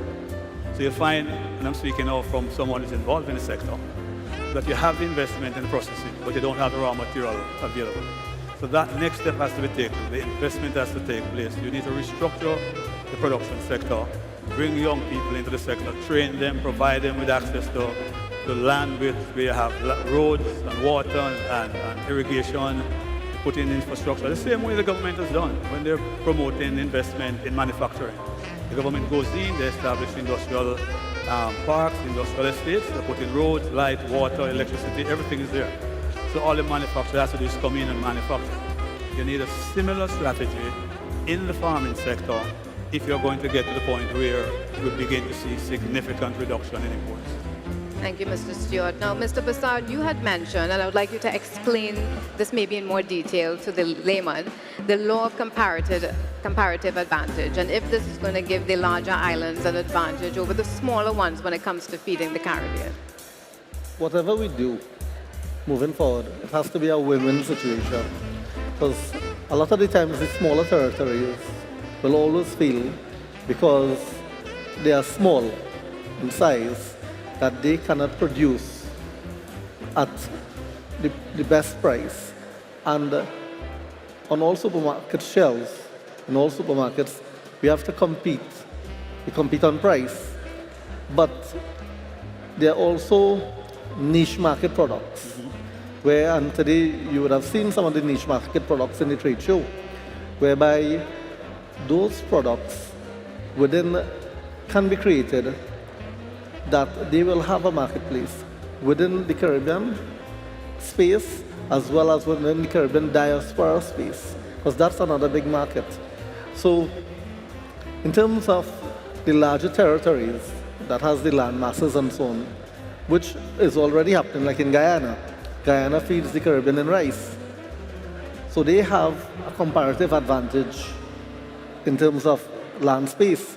But it does not mean to say that the farmers in the smaller territories still cannot produce, because where there are logistic constraints, where we're in a zone where there's hurricanes, you still must be able to rely on your local farmers and supplement or complement with the larger supplies from the larger territories.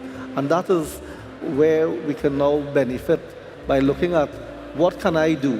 What do I have the strength in? Trinidad, we have our cocoa, which is world famous. So we have an advantage there. So identifying where we have that advantage, not only in the price, but in the quality as well, can now take us forward. And Mr. Dipty, I mean, you work in tandem with the local farmers. You know, there's always a discussion, can local farmers even feed the nation?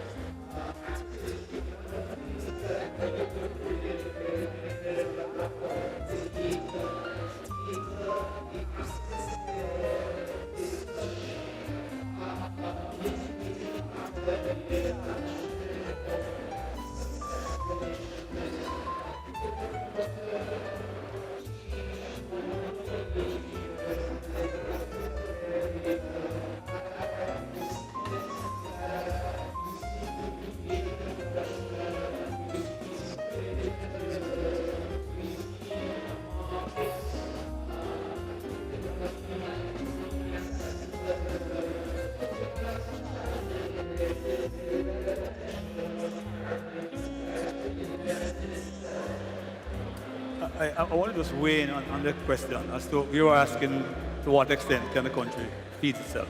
Yeah. There's perhaps somewhere in the area of maybe 80,000 acres of unutilized land in the country.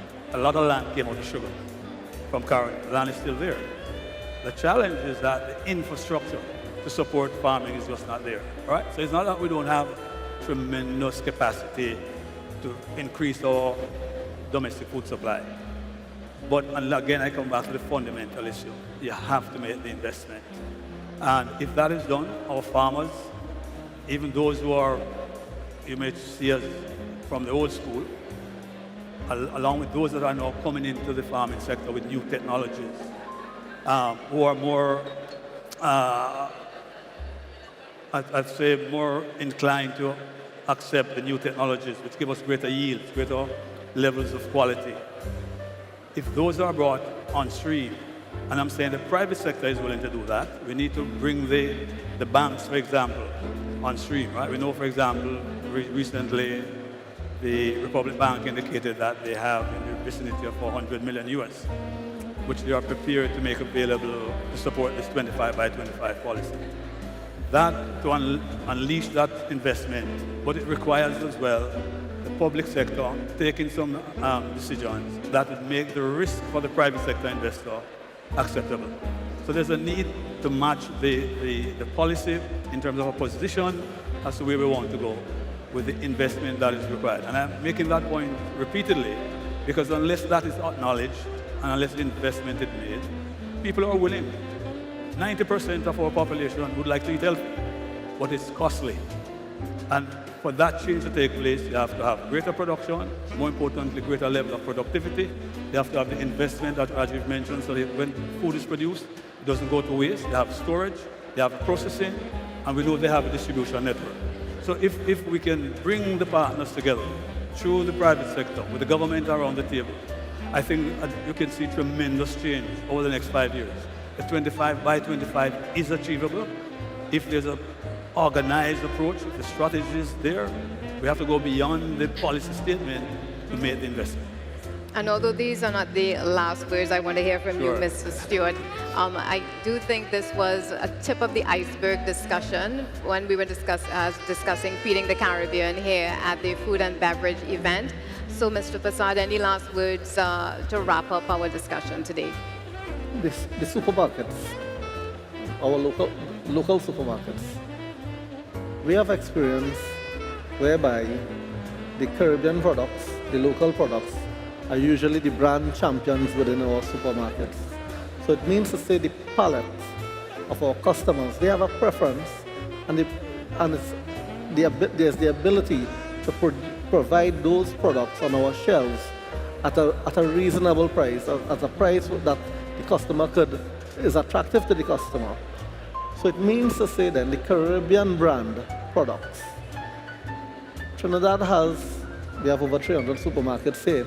Across the Caribbean, when you look at the population, we have a change in demographic in the population, a younger population that's looking at they have a different taste profile, they're looking for different products. And if it is our manufacturers along the value chain from those who are in the fields and the farmers to what we are producing and processing, we have the space on our shelves. And the reason why we have the space, we have to create the space. Because if the customer wants that item, we have to put it in. And I'll give you a classic example. Tomato choker in a pack. Years ago, you hear that. You say, boy, that is really a pie in the sky business. And my mom will make tomato choker from the traditional way.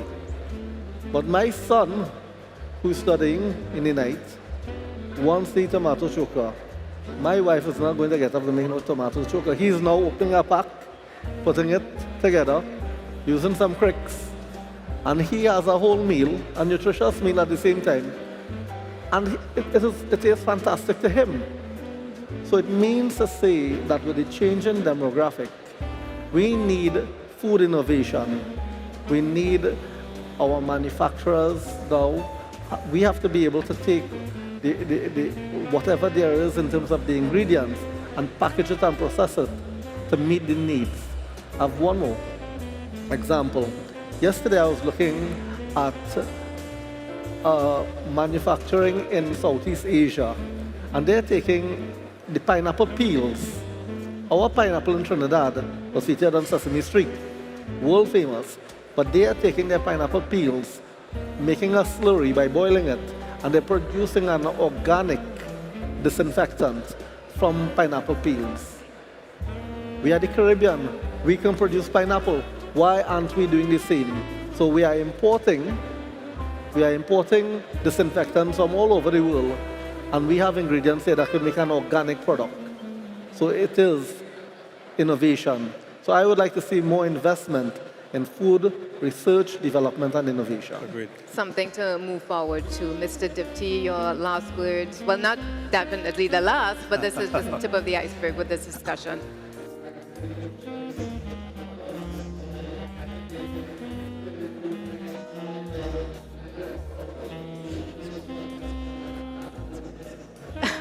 Thank you very much. Mr. Stewart? Sure, Samantha, thank you again for the opportunity. I think we are on the road to ensure that the Caribbean will become more food secure. I think the most critical decision was the policy decision that says we are committed to changing the situation. I think we've seen even here in Trinidad more recently, I think only this week, the Minister of Health met with the fast food sector, saying to them, we need to change, we need your involvement in looking at new options. I think that policy position and now the drive to engage the private sector in making that change. We at CABA feel there's a gap in the current structure.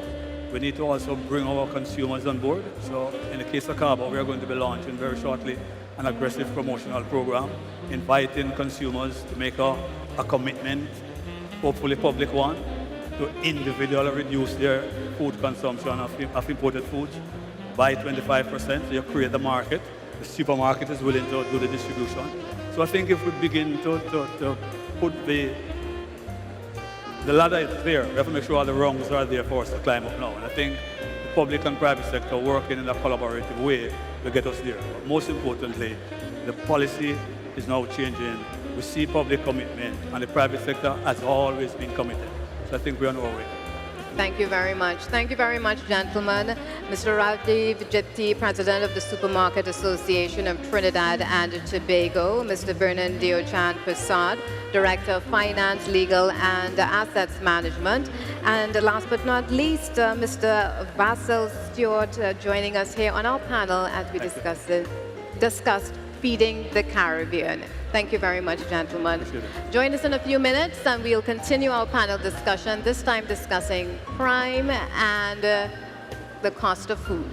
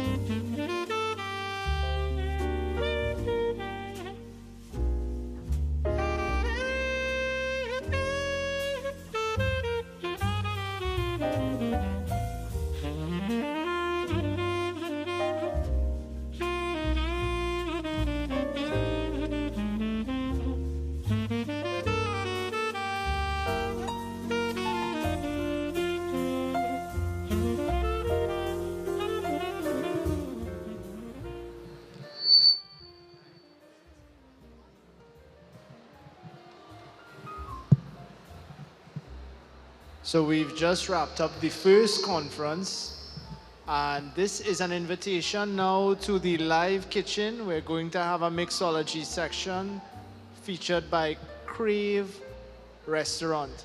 So it's going to be starting in 5 minutes. So this is an announcement to come across to the live kitchen.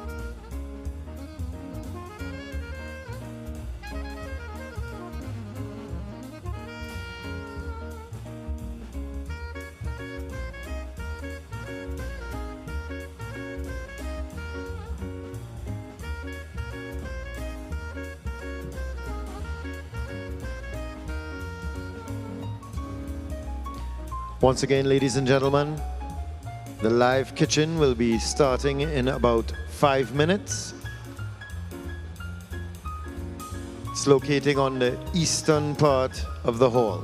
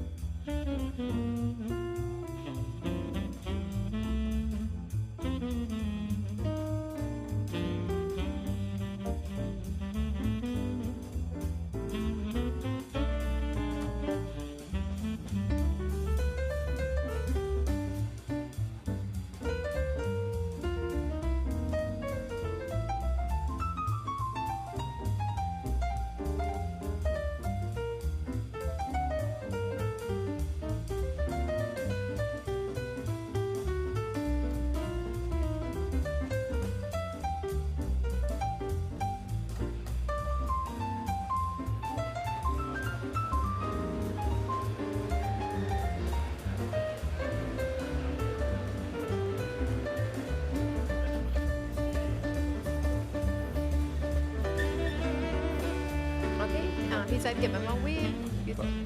But he just went right there.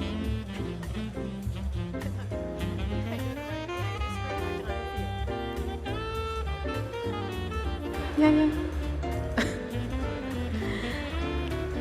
Okay, good afternoon. I guess I have to introduce it. Hi, I'm Samantha Best once again, and I have been somehow nominated. I just came to get a drink, but I got nominated to join the live kitchen with Ravi from Crave. Hi, Ravi. Hi. Okay, a little shy, right? So, so he told me he's going to show me how to make my own cocktail because it's like a self-service. Yes, it is.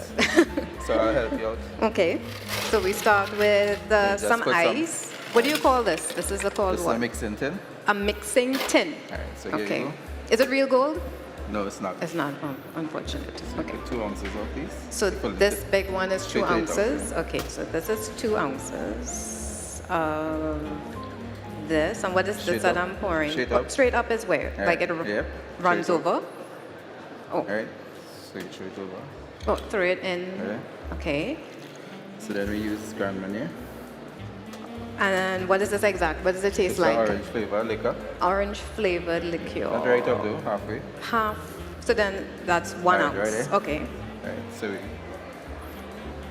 And pour it in. Okay. Pouring this in on the ice. And then we have amaretto. So you put the same amount. And you tell me amaretto tastes like almond? Almond flavor. Like Almond flavored. Straight up? Right, that's good. Oh, halfway. Okay. Right. I want to do everything straight up. And then you pour. And then I pour. And then we add some 3 ounces of this. So you pour it to the top, straight up. Straight up. Alright. Ooh, okay. Pour this as well. And just a little bit again. And a half, right? Right? Uh-huh. Alright, let's pour it over. Pour it in. Okay. Nice. Nice. So this here. And now you put this on top and you give it a good little shake. It's safe. It's not going to spill on anything. Just shake, shake, shake. Keep shaking or do I stop? Keep shaking. Alright. That's good. You just remove the top. Hold on to it. And you just pour it over. And just pour it in. It's like So the that's it. perfect measurement. I could do Yep. like all. Okay. So then you just garnish it with one of these. It's a black orange. What is it? Yeah? What It's is it? an orange. A black. Okay, it's an orange. So just rest it on top. And then we go to smoke it. And what is this? This is a smoking cage. So there we smoking smoke the cocktail. Okay. A smoking Right, cage. so this is our smoking gun. And these a are smoking gun. flavored wood chips. So just add a little bit there. Wood chips are going into the smoking gun. And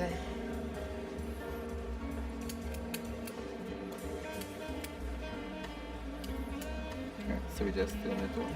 okay, we're going to burn the wood chips and it makes smoke. Yeah. Okay. Alright, so we just take it off. Okay. Hopefully the extinguishers will. So I'm going to present allow you this with to it. go. Oh, you presented it with me. Okay, so I I'll open see the it. So you can take Lovely. it out. Take it out. Okay. Nice. And you can try it. And I could try it. And it tastes great. not on fire, but it tastes great. No, the Thank smoke you. is just to give it a flavor because the wood chips are actually apple infused wood chips. Apple infused wood chips. Okay, so next time I could just put the apple if I don't have the smoking gun, right? Okay. Yeah, sure. Thank you very much, You're welcome. Ravi. Cheers, everyone.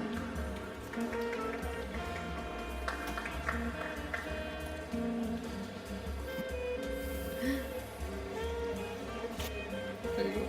Thank you.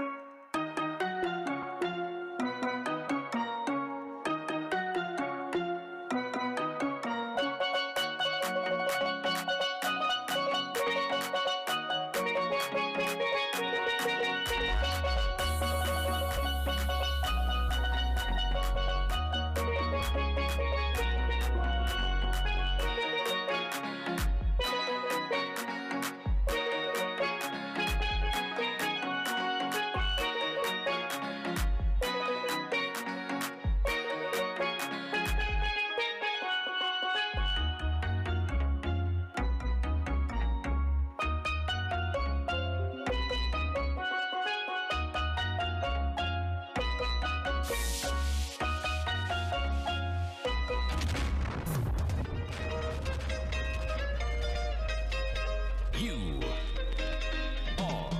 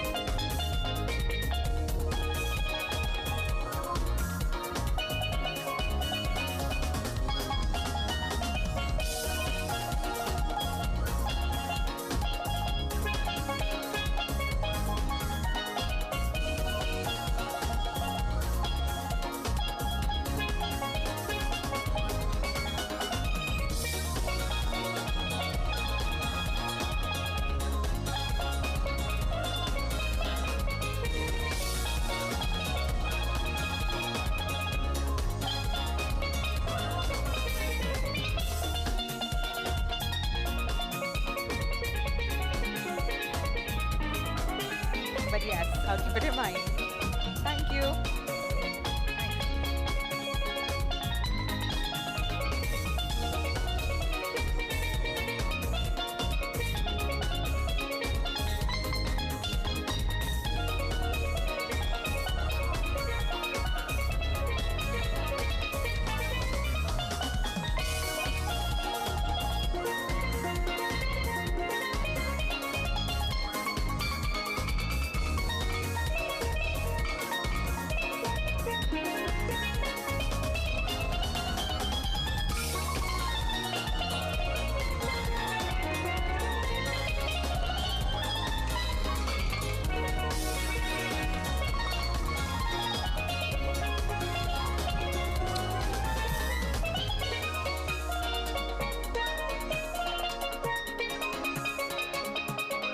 Once again, ladies and gentlemen, the live kitchen on the eastern end of the hall is coming alive once more. Again, the live kitchen on the eastern end of the hall is about to start.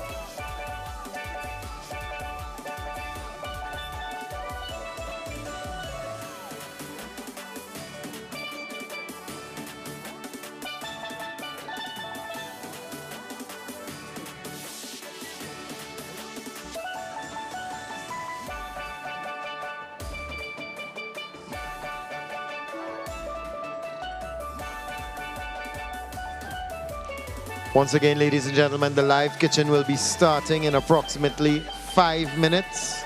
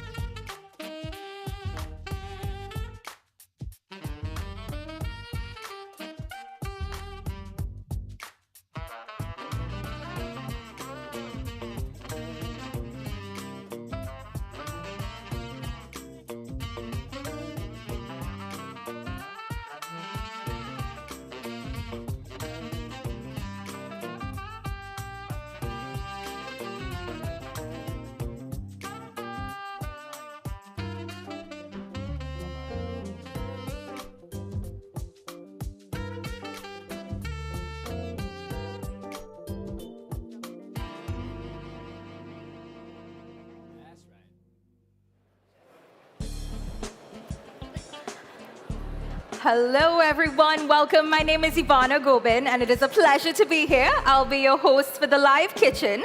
I've got Chef Dominique here with us from Crave Restaurant. And from what I understand, we are going to be introduced to 3 new dishes here, and it's all seafood. Is that correct, Chef? Yeah, today is seafood. We're gonna begin with the mahi-mahi filet with a tamarind sauce and an eggplant. Very nice. Now, I'm looking forward to this. Now, and the tamarind sauce is sponsored by the young lady here in front of us with the camera. Nice. Right, so we are using her product today to show. Big smiles. her product. Big Yeah. smiles. All right, all right. So let's begin. So we're gonna season the we're gonna begin with the eggplant. That takes a little longer. The fish Okay. go quicker. All right, for the eggplant we need bell pepper. Got some nice bell peppers here. All right. And we're working with fresh produce. So it's looking good. So we just cut them in cubes.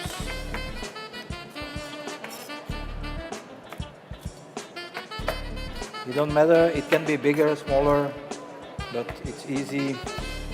You don't need to watch too much. Just be careful with the fingers. He said to be careful with the fingers. Yeah. So we put a red onion. Just also cut it in pieces. All right. So we have the onion. We do the same with tomatoes. We take the local tomatoes and we just cut it in cubes.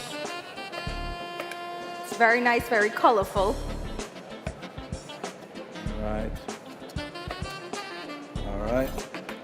And now we go with the eggplant. Or bygone for the people here. So we just cut it in half. Right. Then we take out the center of the eggplant. And Chef Dominique is moving really quick with this. It's effortlessly for him. So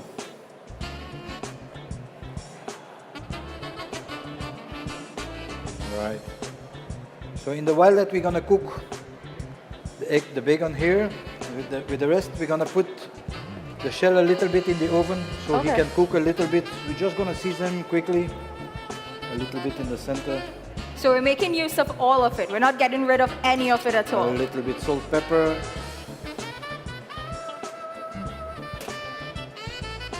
We put a little bit olive oil. Right. All right, a little bit in the bottom, so we are good to go. And then we just put it in the oven. All right, straight into the oven. So And we the continue eggplant will working. cook. So the same eggplant here, we're gonna cut them also in pieces.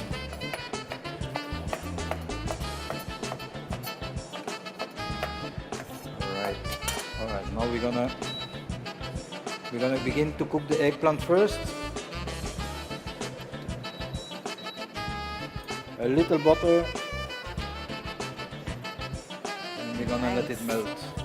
Very nice. So in the same time, we're gonna season our mahi-mahi filet. Right. So I have 2 nice pieces here.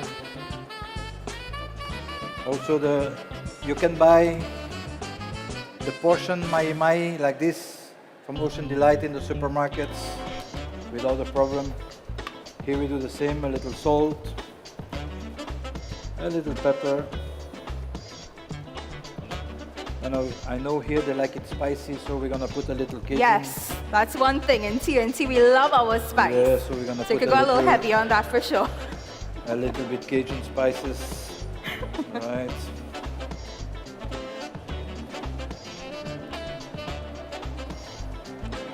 All right. So at the same time, we're gonna light the other one also. So in this first pan, we still have our butter. It's nicely melted. Yes. It's coating our pan nicely there. Right. So here we're gonna put in all the vegetables that we cut up. We're just gonna put them all together. All right, so our tomato, bell peppers, we've got our onion. Right. So we're gonna let it cook now. A little bit, saute a little bit. So in the same time, we're gonna put Well, maybe for me it looks easy to make everything together. You all can go step by step. But I always say, so while we do this, we will cook the fish. When we finish it, we put the fish in the oven. Right. Then the vegetables will be ready, and then we have the whole meal right And away everything's together. done. Everything together. So the second pan here is going to be for our fish. yeah, this is for Okay. the fish. Very nice. So And we still there- have our veggies. We're getting ready to put our fish here. We've got our fish seasoned. We're gonna just put a little olive oil together with the butter. That this also helps when you are not watching the butter start getting brown. We just put a little olive oil or a little oil, so it don't burn. That's a trick we learned there. It don't burn. So at the same time, we're gonna season our vegetables, a little salt. In this case, we're gonna put a little chili flakes, right? Nice. Some pepper. The same, a little Cajun spices. And we are good to go. And you can already get the aroma of all the spices coming together really nicely. So that's coming together for sure. So here in our other pan, we're gonna bake the fish. Right. This is absolutely beautiful. And now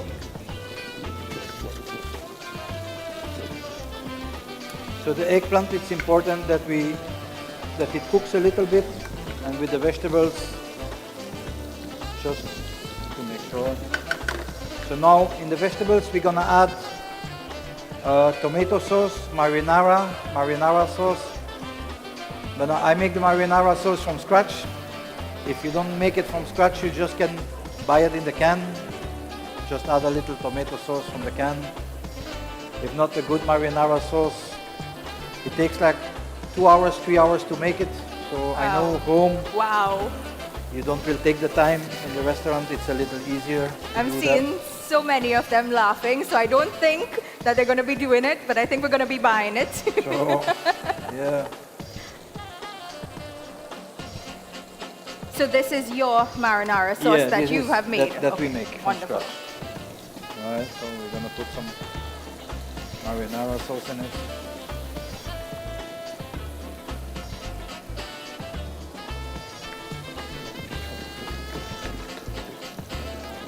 Giving it a nice stir. We've got our veggies, our marinara sauce. We still have our fish here, and it's really it's coming together nicely in the butter and oil. The fish we're gonna. I don't know if you all can see. You get a nice little color on the one side. Now we're gonna color the other side the same way. It looks perfect. So you have a nice pan-seared fish fillet. Oh, you want to use mai, you want to use another fish, everything is possible here, so no problem. So in the vegetables now, we're gonna add a little cooking cream.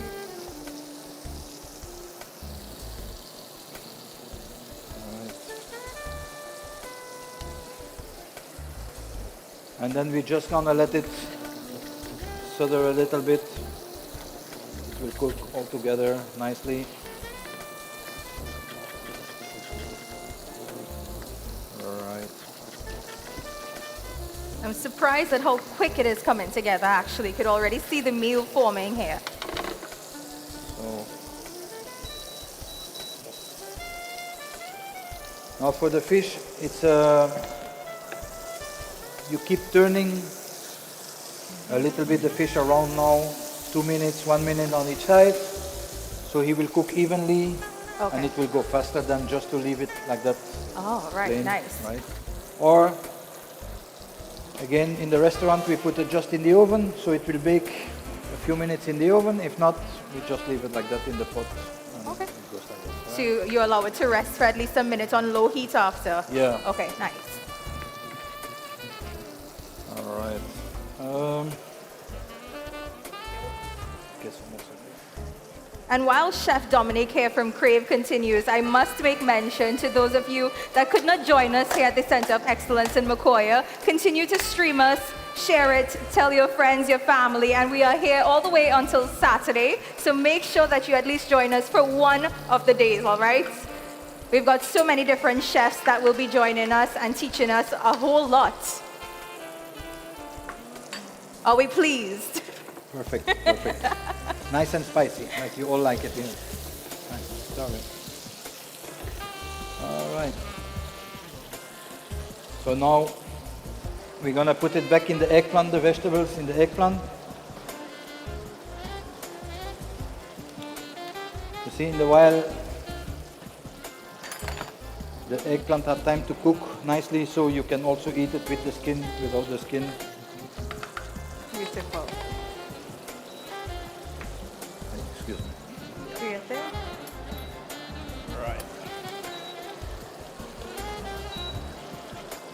Right. So this acts as part of our presentation. It's almost as our bowl. Yeah, so just And I love the fact that we're making use of all of it. We did not throw away anything. right. I love this. So if you like it cheesy, now you can put some mozzarella cheese on top.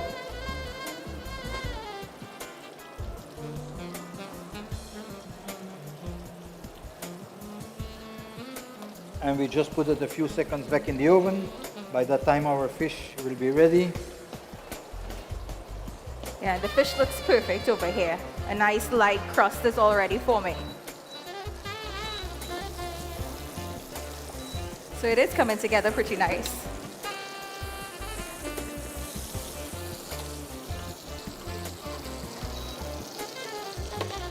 All right. So everything coming together now. So we're waiting, we're letting the fish rest for at least 1 minute again. Yeah, we're gonna, Okay. just 1 minute, the time that cooks a little bit, then we're gonna gratinate it, and then we're gonna put the Okay. plate together. Nice, very nice. Oh, it smells pretty good. And I'm seeing we're beginning something else here, but we'll get to that in just a bit. So then we're gonna use the tamarind sauce from Caribel. Yeah, much love goes out to Caribel Foods with their tamarind mango sauce. So we're going to be pairing it with today's first dish with our mahi mahi. All right.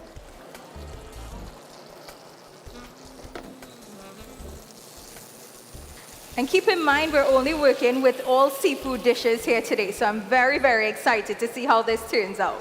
I believe we're doing fish, we're doing shrimp as well. And Chef, what is going to be our third dish that we work on? Is So it going to be mussels? Yeah, we're gonna make mussels Okay. with, when I'm gonna try, I know it's not so good as all of you here, but I'm gonna make a chow, a Oh. pineapple chow. We're gonna make it with a kind of pineapple chow with cucumbers.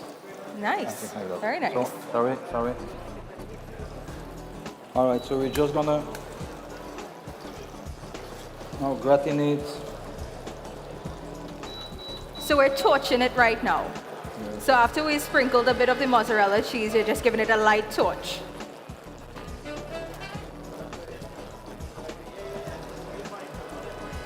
You know, I've never tried this, but now I would like to try this at home just to get a torch to try this. I've never done it.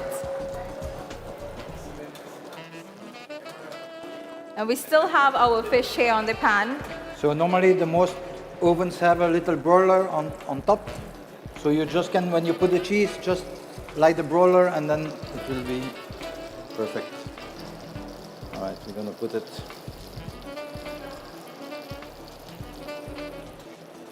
Dish.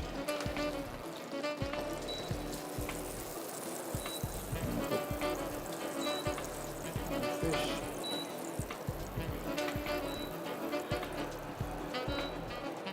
Ah.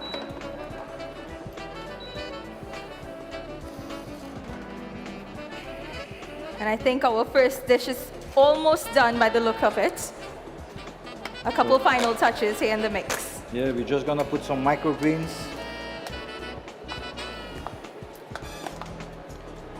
It smells incredible. Okay, this is purple radish microgreens. and some green radish. All right.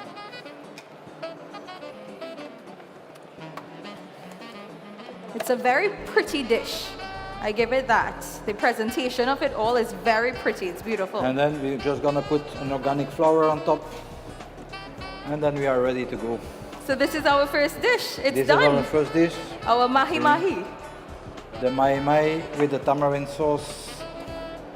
So very easy, very quick. This was quicker than I expected. And when we're finished with this one, the second one that we're moving on to is going to be Yeah. our shrimp dish. We're gonna, no, the shrimp we did this morning. Oh, No, you already got that out of the way. Okay. Yeah, we're gonna do a red snapper Okay. in a shrimp sauce together with a ripe plantain puree mash and some sweet potato chips. Okay, nice. All right. So in the while, this is the full plate. They are preparing the sample so you can all try what we just made here. And then, there we go. And for those of you that can hear my voice and you're part of the convention, perhaps you're not here at our live kitchen, feel free, make your way across here. We've got samples for everyone. So grab a seat and come on, get interactive with us and learn a thing or two. Currently, we are featuring Crave Restaurant, Chef Dominique in the lead right now. We've finished our mahi mahi. We've got samples being prepared, and you will have a taste in just a bit. And we're moving on to our second dish right now. So we're just doing a couple prep works right now, and then we're gonna move across to our second dish. So the second dish, we're gonna make some mussels with the chow, right? With the pineapple. And how would you describe the second dish? Is it gonna be something that's spicy? Is it... Yeah, it's a little spicy because it has hot pepper sauce. Okay. Again, Yeah, we like spice. you We like love spicy spice. here, so we're gonna make something a little spicy. Okay. But just one little, I need to clean a little bit the board, the knife. Just allowing Chef a few minutes just to clean up and get ready for the second dish here.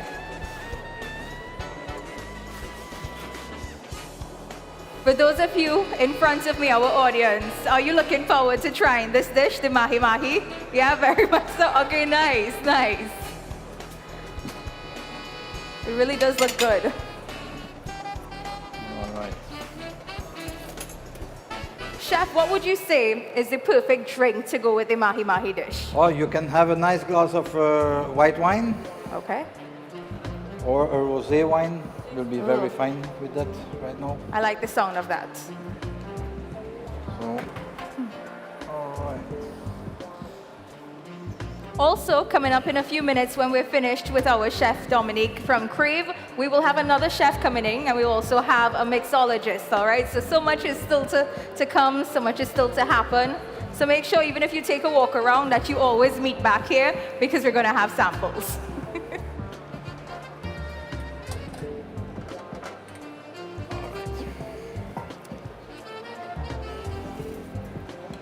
All right. It seems as though we're almost ready to begin the second dish.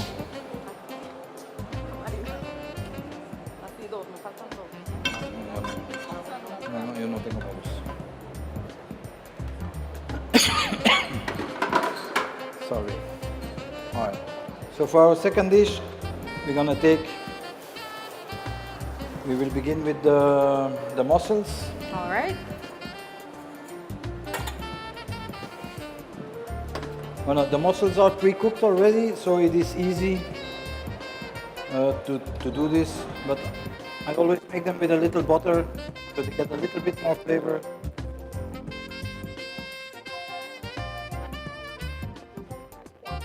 So, the mussels, they come frozen. The best is don't defreeze them. You can defreeze them first, yes, but don't throw away the juice because they lose a little bit juice of themselves. And it will help to give a little bit more. Oh, so we want to save the juice. Don't get rid of it. Okay. Don't get rid of it. So very convenient. We can easily pick this up in a nearby grocery store and work with it from here. So just the butter, we just pour in the juice. All right, so straight from the pack into the Straight pan. from the pack in the pot. And he kept all the juice. We're working with the juice. Do not drain any of it. Right. So in the while that this is gonna heat up a little bit, we're gonna prepare the cucumber for the salad. So you cut it in pieces now,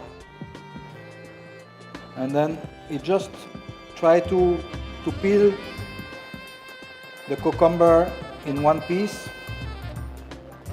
Right.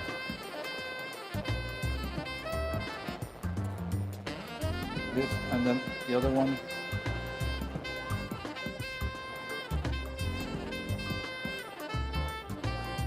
All right, there's a specific way he's cutting the cucumber, and I guess there's a reason for this.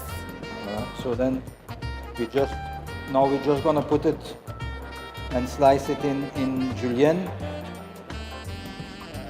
The julienne is a very fine cut of vegetables. It can be anything, right? So that we just get this in the pot. The same we do with the skin. So we have the nice green with the light green. All right, so we're utilizing the skin as well.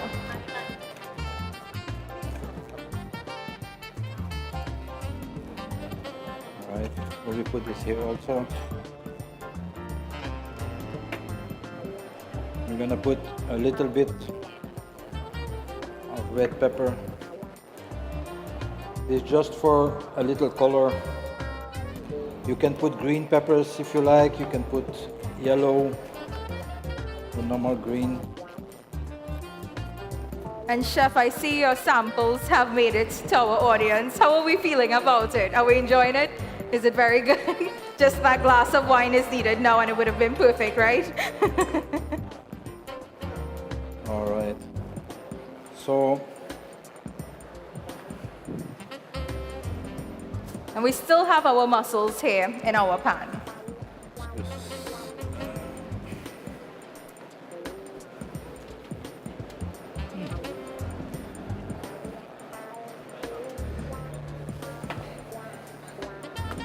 So I have the pineapple. The pineapple I cut it up already in pieces, in little cubes, just to mix with it. Right.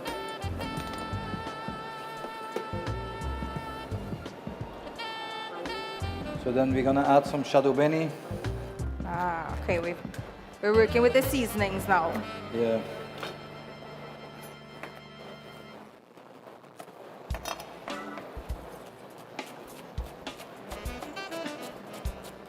So we've got pineapple, shadow benny, and our cucumbers inside here, and also our sweet peppers. That is what we're working with so far. We've got our mussels on the heat. Let's see how it comes together. So this is just to let it boil a little bit, so automatically they will open easier, and it's easy to take out than the mussel. Absolute perfection. So yeah, this is good. We don't have to do more. So that's how you know. I prepared already some in advance, but I'm just gonna add the shadow benny in this one here. It smells like chow, like how we would normally make our local chow. It smells the exact same way right now.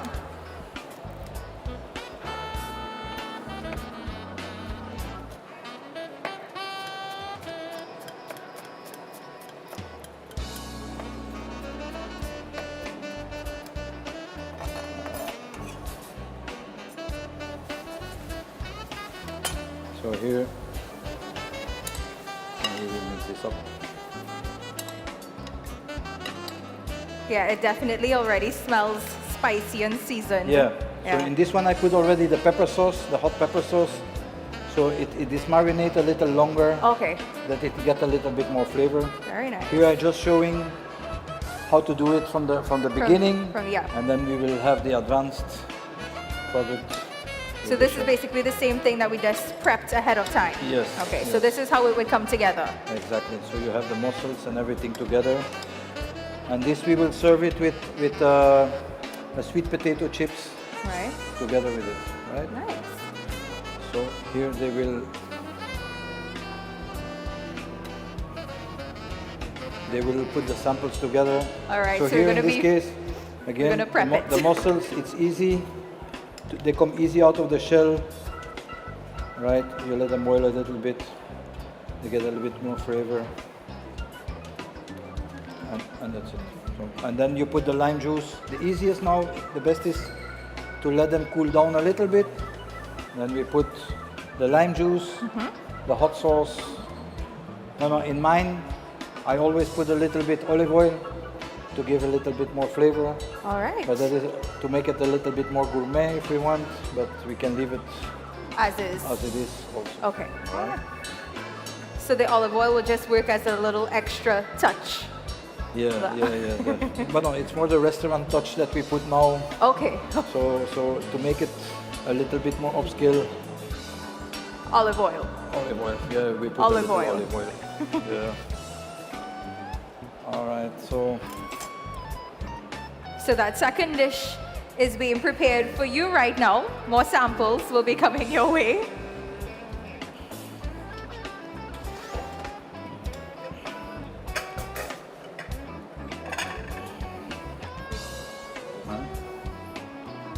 Dame un poquito de eso.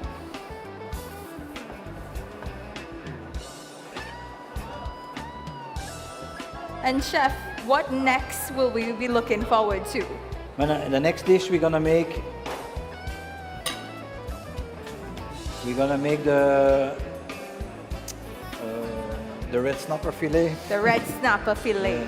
I was trying to find the word. Oh no, that's fine, that's fine. You're multitasking. We're very patient when it comes to food. We'll wait. So we have some chips around it. And again, we finish the dish with some microgreen. In this case, I will put some. This is peas.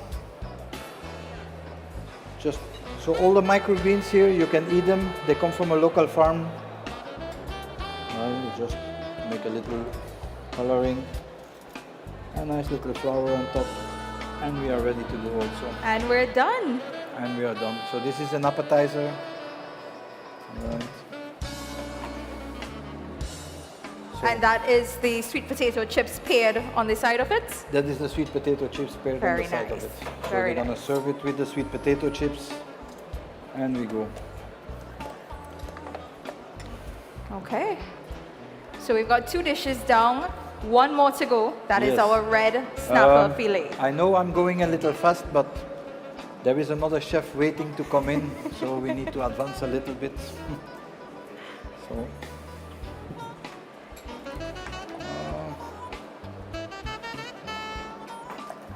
Just give me 1 minute. I'm definitely enjoying this, and I know you're waiting on your samples to enjoy the mussels paired with the sweet potato chips. Everybody liking the mahi-mahi? Everything good so far? Good? Thumbs up, everybody's thumbs up, happy faces, smiling. Feel free, if it is that you're at the opposite end of our expo here, to make your way to our live kitchen. We've got samples. We're teaching you how to do it all, step by step, very simple, very easy, as our professionals take us through it. So we're getting ready for our final dish from our team here at Crave, and it's gonna be a red snapper fillet.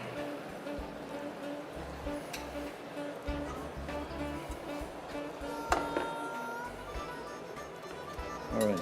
So normally I was going to show you how to make the lobster, the shrimp bisque, but the time is a little short, so I will explain to you what we do, how we do.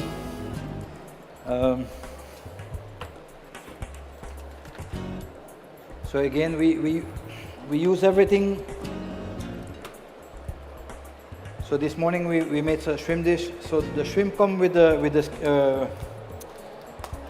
peel, right? So we keep all this together, and with that we will make a little stock to make the sauce for the shrimp sauce, right? So, but in the stock, you put again some butter. You put onions. You can dice onions. I don't know if you all can see it there. So we have diced carrots. We have diced onions. You put some celery. Any herbs you find, you can put in the stock. So just let it sother a little bit in the butter. Then we add some tomato paste to get the nice red color. And then we add water, salt, pepper. You can add a little spice to it in the beginning, but not too much. That we will add always later on when we do it, right? Okay. Then you just strain it. So you have the stock. Then we put back the stock to boil to reduce a little bit, to get a little bit more intense flavor. And after that, we will add cream. And then we just thicken it a little bit. You can use cornstarch, you can use roux, anything you want to use to thicken the stock. Right? Okay.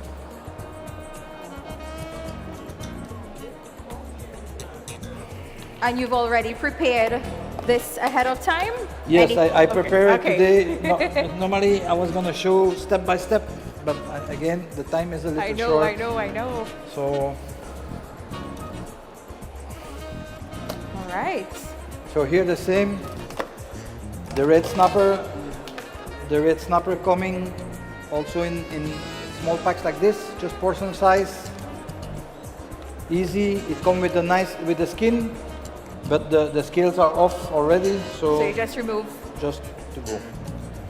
So in this case, what I did, I cut a little bit the skin of the fish, of the red snapper. So when we're gonna sear it, it's gonna have a nice little crust on it. The same here, some butter to begin. So we've got our butter in the pan. It's on, is it on low heat right now that we Right begin now with? on low heat, just to melt a little bit, a little olive oil. You can use normal vegetable oil also if you don't have olive oil. I was going to ask because I realized olive oil is one of the main ingredients that we've used throughout for all of our dishes. So we're just gonna heat up a little bit. All right, so our butter and our olive oil, they're melting.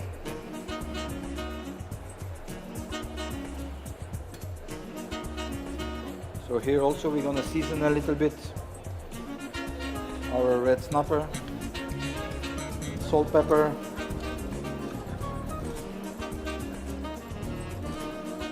on both sides.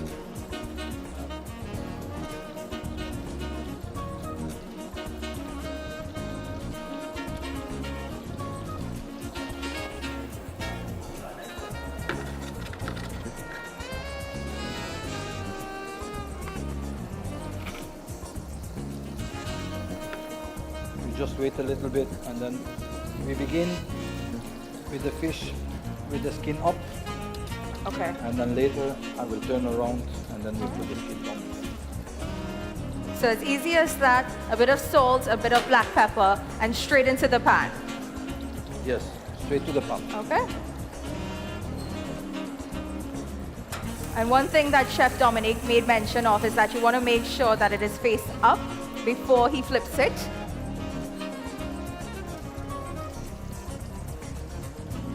So we're gonna serve it together with a rye plantain mash. So you take one potato or two potatoes, big potatoes for one rye plantain. You boil it together, you mash it together. Then we add butter.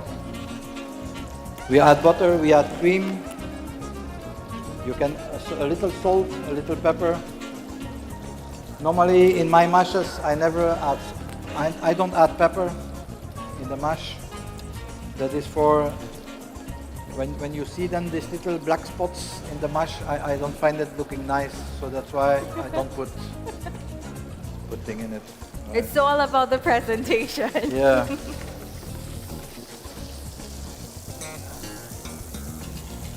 So here again, you have a nice little color on the fish. To begin with,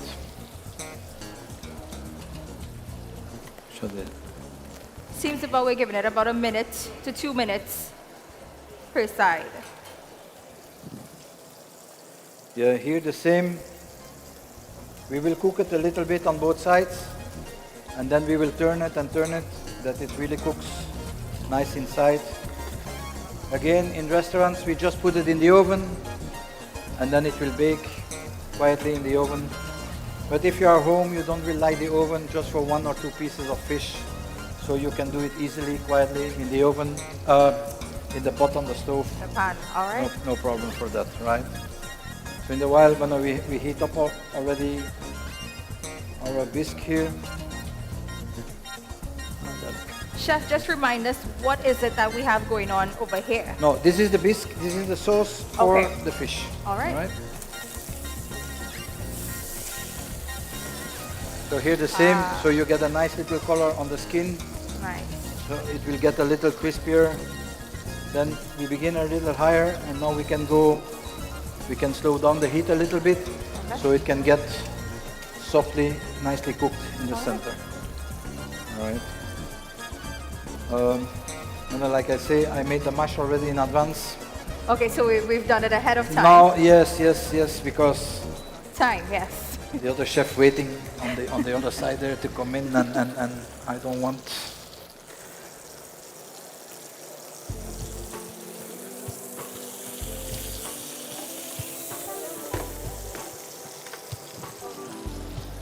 So also we're gonna put a little lime.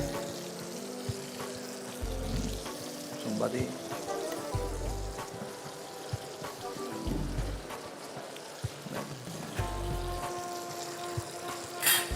We've got a purple handle over here, if that works for you. The what? A purple handle knife. I don't know if that's what we're No, looking no, for. no. I was looking for somebody take my small knife, but oh no, here it is. All right, here it is. So we just gonna. So for the lime, to make it easy, just gonna cut up the little sides. We're gonna leave a little section here, little on this side. We're just gonna.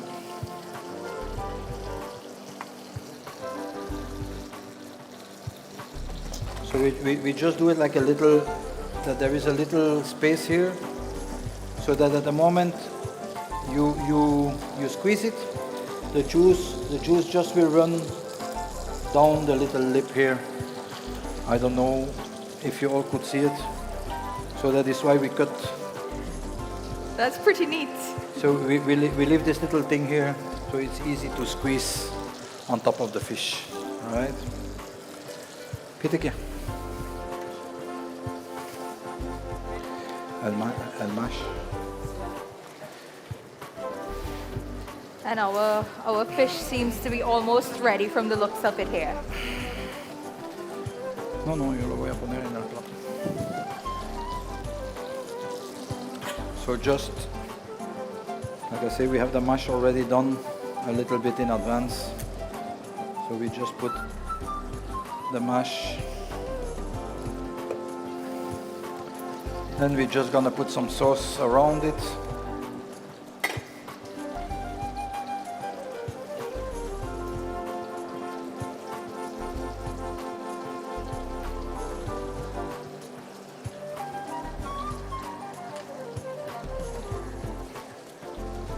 Again, it smells so amazing. So in the time, the fish ready. I'm just gonna put I the have fish. to admit, I'm very jealous that you get to sample and I don't, but hey. So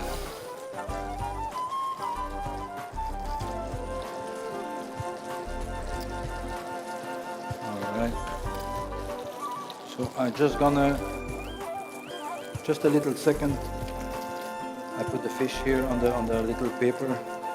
That is just for the garnish. When you put it, then the fat don't run in the sauce. It looks a little bit more presentation wise, right? All right. So we have the skin. So we put the skin up. All right. Perfectly placed. Then here, la papa, potato chips. Ah no, I have. Yeah, I have them here. All right. So we just put again just some potato chips. This is our sweet potato chips, right? Yes. Okay. All right. And then we just put again a little bit microgreens on top here.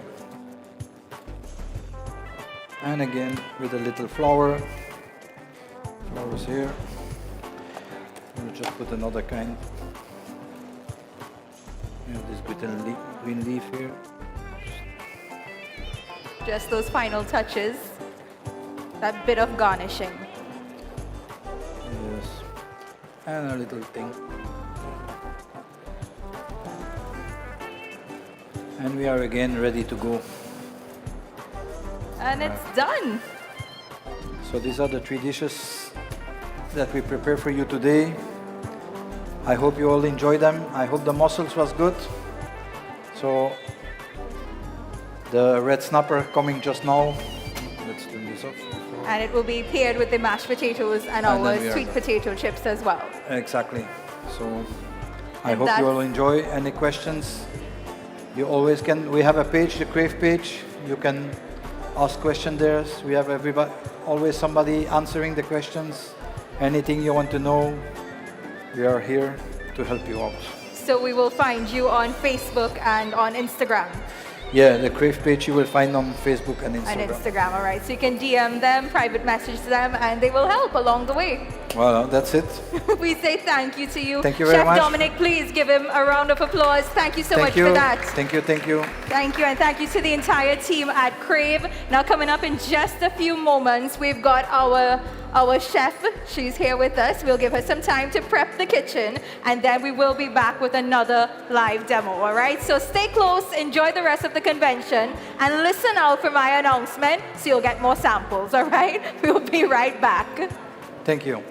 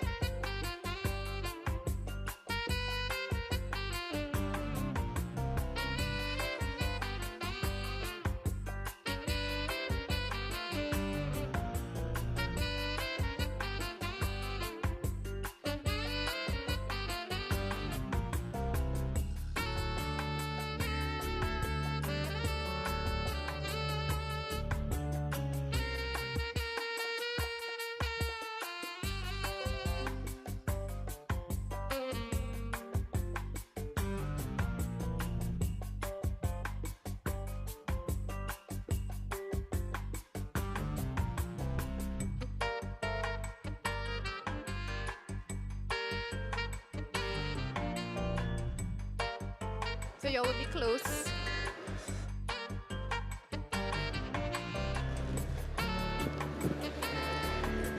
Good afternoon once again. We are into our second panel discussion of the afternoon here at the inaugural Caribbean Food and Beverage event. And with me is Mr. Nawaz Karim. He's a farmer, manager of Agri-Track Limited. He's an agri-entrepreneur. And he is a remarkable individual who brings a wealth of experience and expertise to the agricultural industry. And for the past 24 years, Nawaz has served as the manager of a mega farm, successfully producing crops for local and international markets. And his dedication to farming and extensive knowledge of agricultural practices have driven the farm's growth and success. And in addition to his role as a farm manager, Nawaz is also the manager and owner of AgriTrack Limited, an agricultural input supply company. With 15 years of experience in this capacity, he has played a pivotal role in providing essential resources and support to farmers in the region. But there's even more. Nawaz has actively participated in farmers' advocacy for the past 13 years, lending his voice and expertise to promote the welfare and interests of fellow farmers. His commitment to empowering and uplifting the agricultural community has made a significant impact in advancing the sector. And we are truly privileged to have Mr. Nawaz Karim join us today as a panelist as we discuss crime and the cost of food. Good afternoon. Thank you for having me. Also with us today is Mr. Mark Bonio. He's a global agriculture and food security specialist. Mr. Bonio is a seasoned entrepreneur and agricultural expert who possesses a deep commitment to sustainable farming practices and innovative technology. Over the course of more than a decade, he has established and managed several ventures in the greenhouse vegetable industry, playing a vital role in bolstering the local food supply and driving economic development. Good afternoon, Mark and Nawaz once again. I want to start off with Nawaz maybe and yourself, Mark, giving us a perspective on your thoughts on crime and the cost of food. Well, it's both related, right? As you know, we are having a significant problem in Trinidad with predial larceny. Right. What's happening now is that we have a lot of farmers are spending a lot more money in terms of securing their holdings, and obviously that has to be added to the cost of production. Right. So definitely food prices on that end, that's an added cost, as opposed to probably 15 years ago. Okay.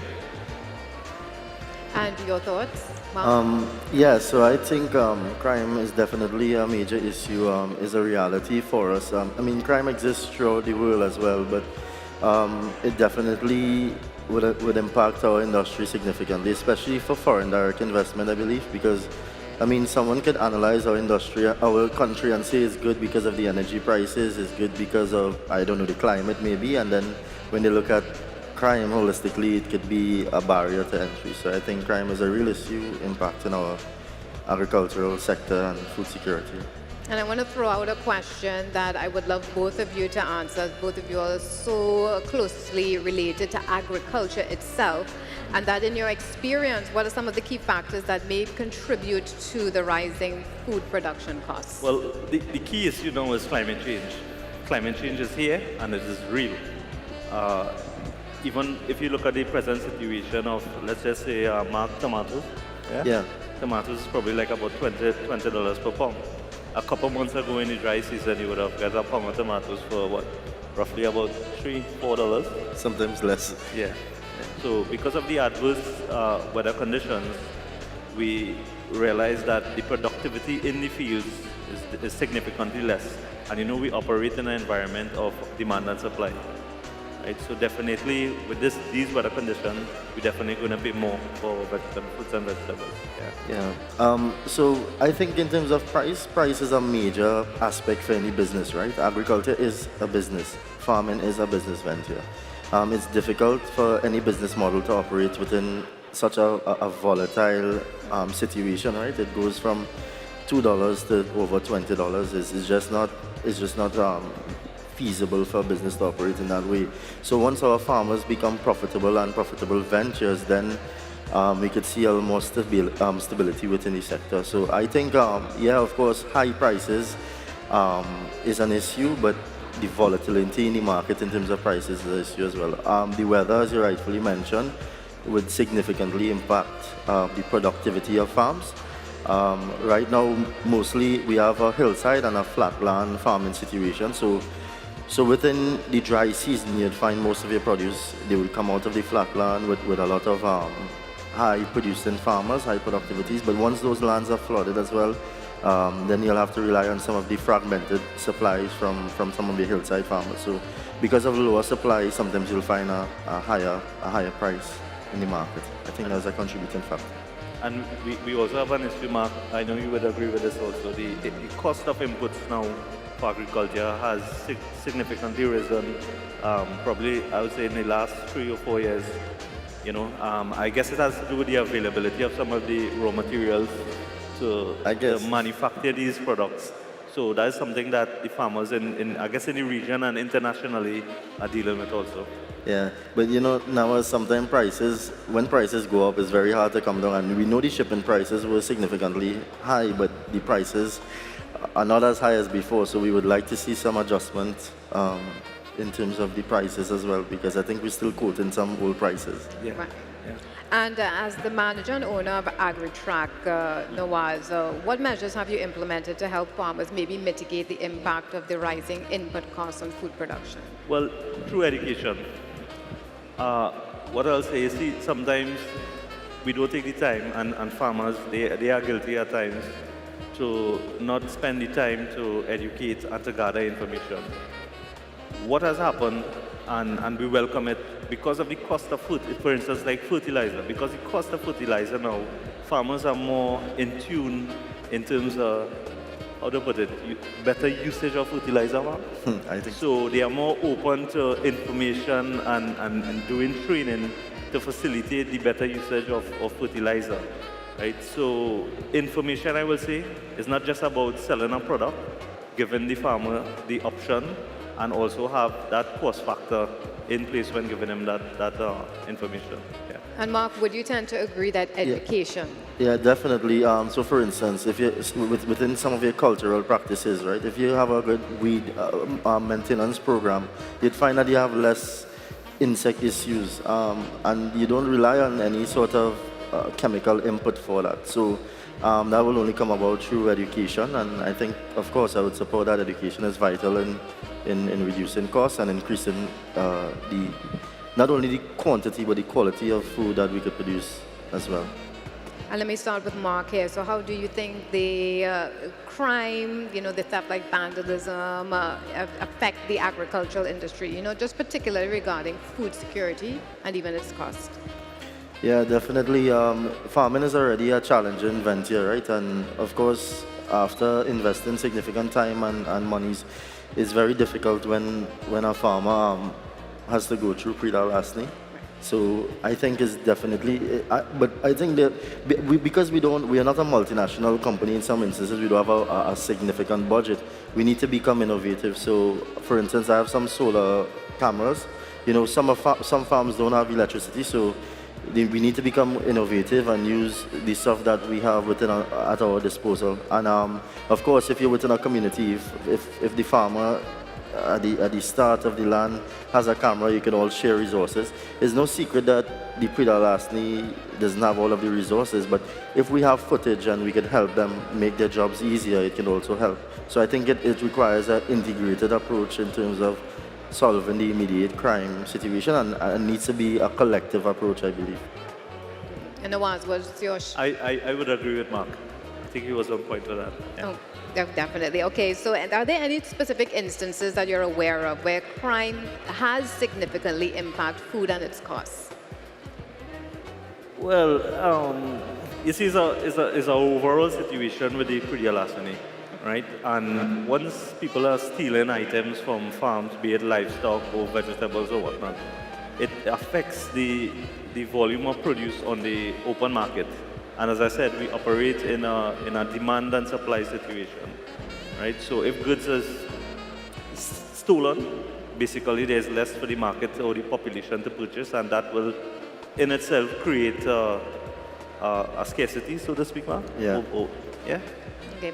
And do you both maybe could share your thoughts on this? If you think that there's any way that there could be a collaboration between the farmers, the law enforcement agencies, the local communities, even the public, when it comes to crime affecting food production? Well, I would like to speak on in terms of the farm holding perspective. Now, Mark spoke about cameras and whatnot, but there are a lot of farming communities in Trinidad or network of farmers. For instance, in East-West Corridor, we could mention the Maloney grouping farmers, Orange Grove farmers, where these farmers are putting in a gate system where they have like a locking device on the gate, and after 6, the gates are locked. The only persons who actually have the keys, I believe, will be the farmers and obviously the pedial larceny unit. Now, this has worked well, especially the Maloney area for those farmers. So I think simple strategies like this could help to reduce the issue of pedial larceny. Definitely, it wouldn't curb the problem in the entire of Trinidad and Tobago, but it could help. Yeah.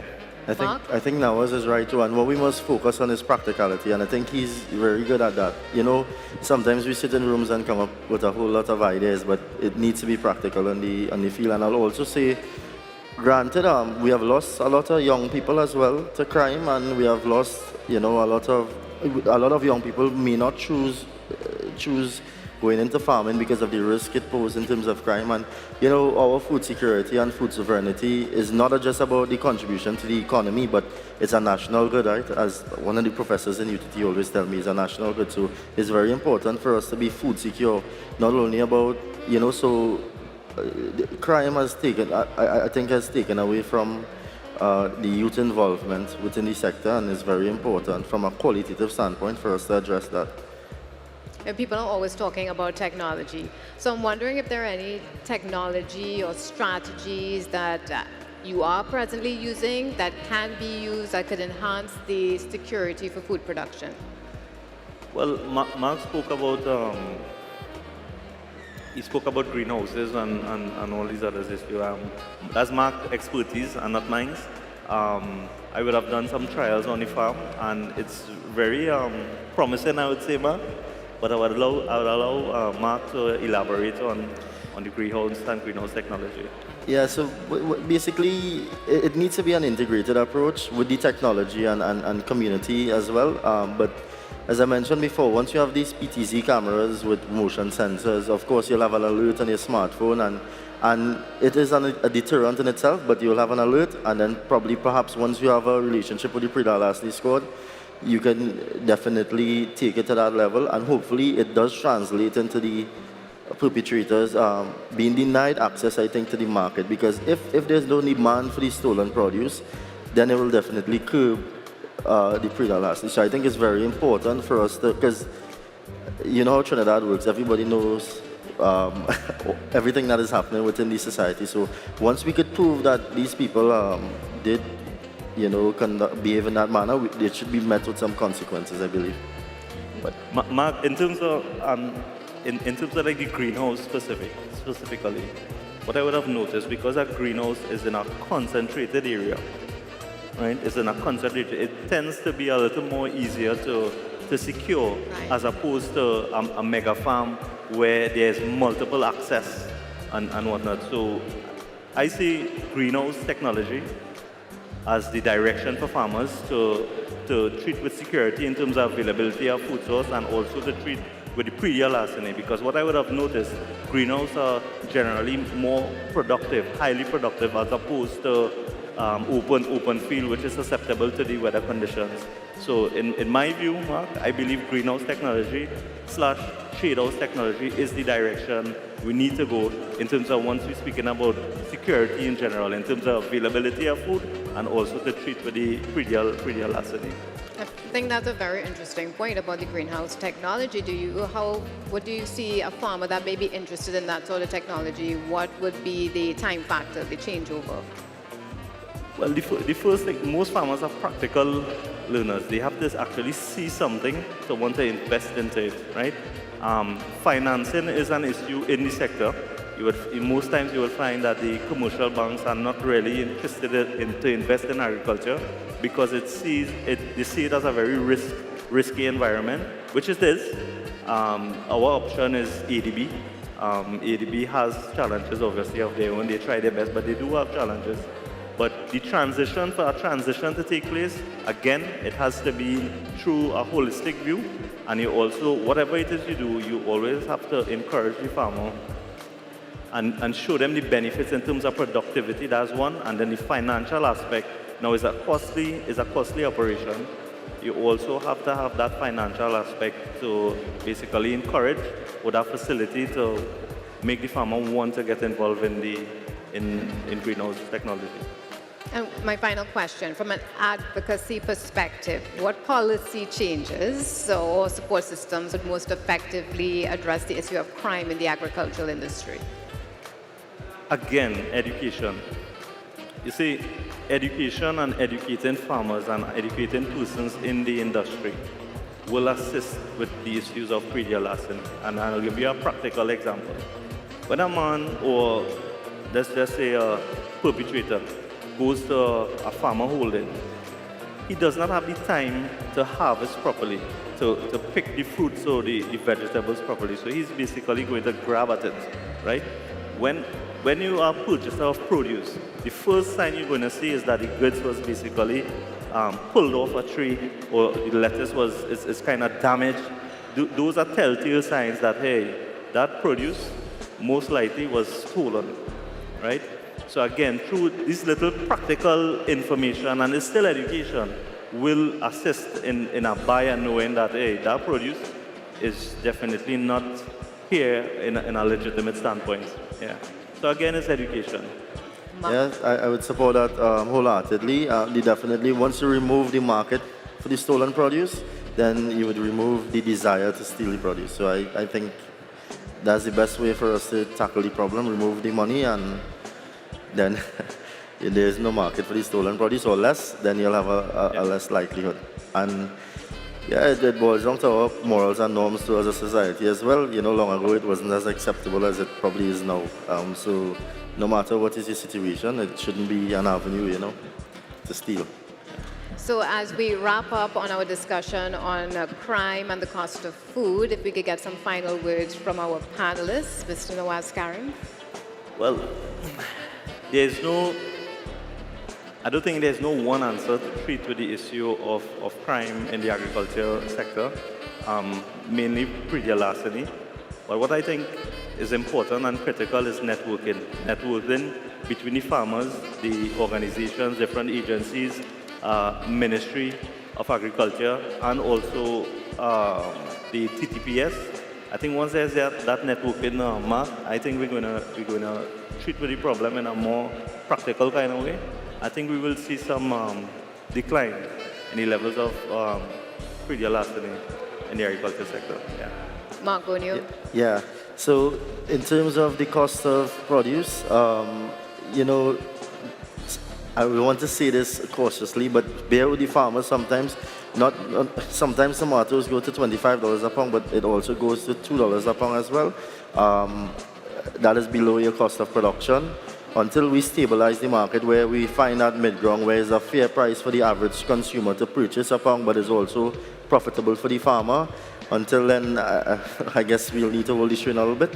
And in terms of security, I encourage you to be a brother's keeper, and we all look out for each other, and probably try to create some opportunities for the young people within your community as well. Probably that could curb some of the issues that we have. Thank you very much, gentlemen, for your time, and thank you for being part of the Caribbean Food and Beverage event. It's opening day, and with us was Mr. Mark Bonio, Global Culture and Food Security Specialist, along with Mr. Nazif Karim, Farmer and Manager of AgriTrack Limited, who is also an agri-entrepreneur. Thank you very much, gentlemen. Welcome.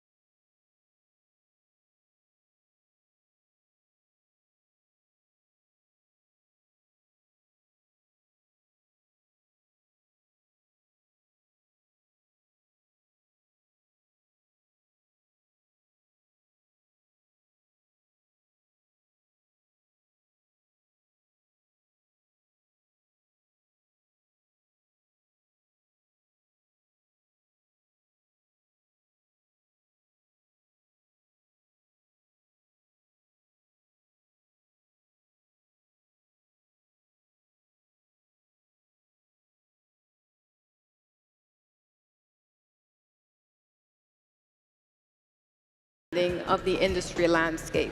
And while currently retired, Mr. Mohammed remains actively engaged in various initiatives. He is deeply involved with the Caribbean Solar Association, micro liquefied natural gas, low carbon vehicles, associated fuel systems, and the LPG business. Additionally, he has been actively contributing to the residential and commercial solar segment, demonstrating his commitment to promoting sustainable energy solutions. Welcome, Mr. Mohammed. Also, he's here as co-moderator to help with the discussion. And the discussion today happens to be, I missed the entire topic, energy and energy efficiency in the Caribbean, opportunities and challenges for improving food security. Ms. Maynard, your perspective on this particular topic, if we could start there.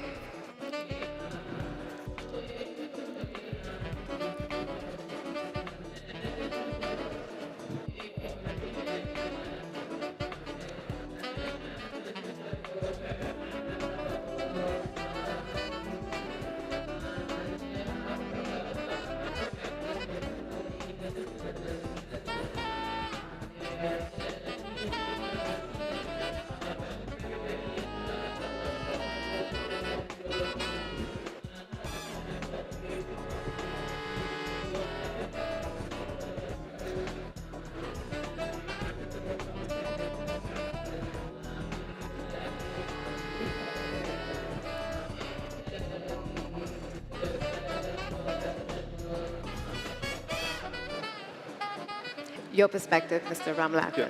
So my perspective on food security and energy is that they're very much correlated. And we've seen that in the past 3 to 4 years with major events happening. Initially COVID, and we saw the impact of energy production and food on food production. Then the war in Ukraine, similarly, more and more people started to understand the value of energy and how it impacts food.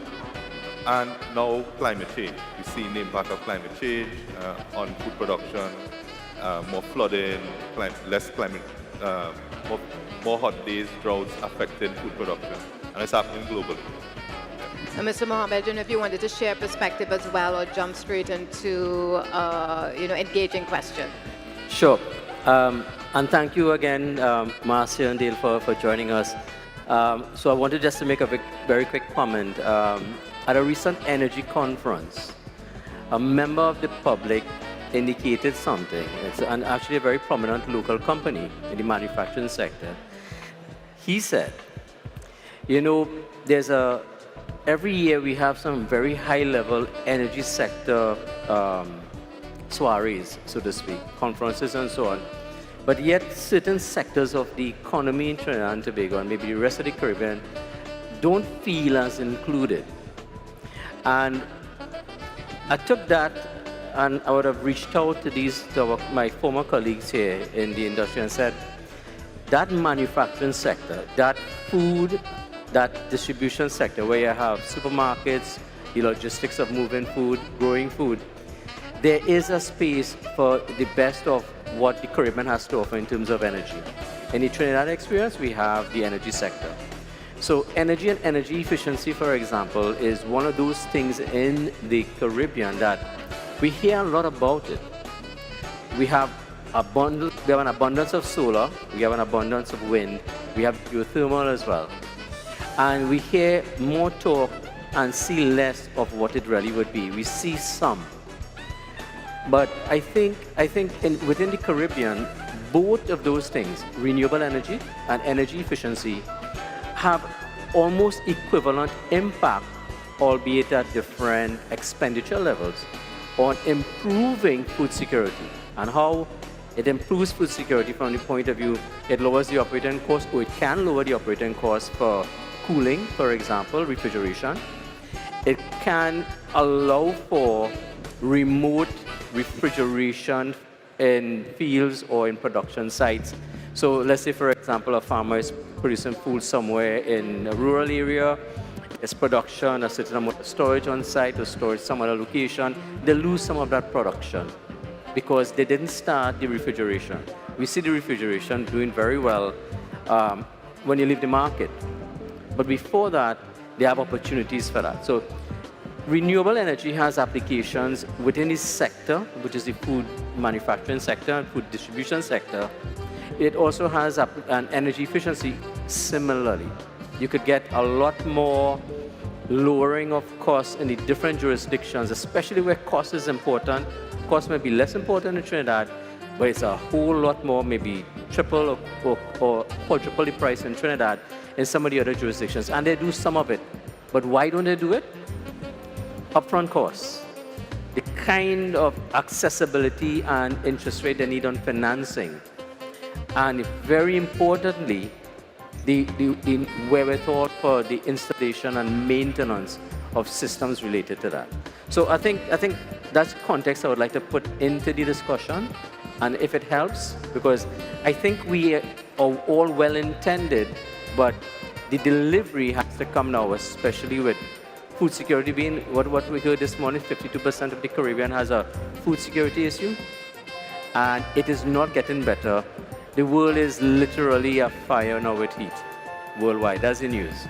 Well, I'm So seeing a lot of nodding heads from the panel, Yeah. so I'm thinking everybody else would like to chime in on that particular So perspective. I think Curtis has highlighted a lot of the problems. What high cost, limited infrastructure, all of the things Curtis speak of are known. And question is, what are the possible solutions to making this happen? And he mentioned some pooling resources together. About 2 weeks ago, I was on another panel in the Bahamas talking about energy security. And a point was made about the high cost. And somebody said, basically, but you're paying for it. You just don't know. And it's true. So we pay for it in terms of climate change, in terms of losses to farmers from flooding. We pay for it now. Everybody has installed ACs because of the heat, the extra heat that we have. We pay for it in terms of road being washed away. So we pay for some of these things. So how do we translate some of that? And that's going to increase exponentially. How do we translate some of that, put opportunity costs, as Curtis put, opportunity funding to put it in towards improving food security and energy security? So how is where you draw the boundaries and how you set the mindset, or how you set up the process.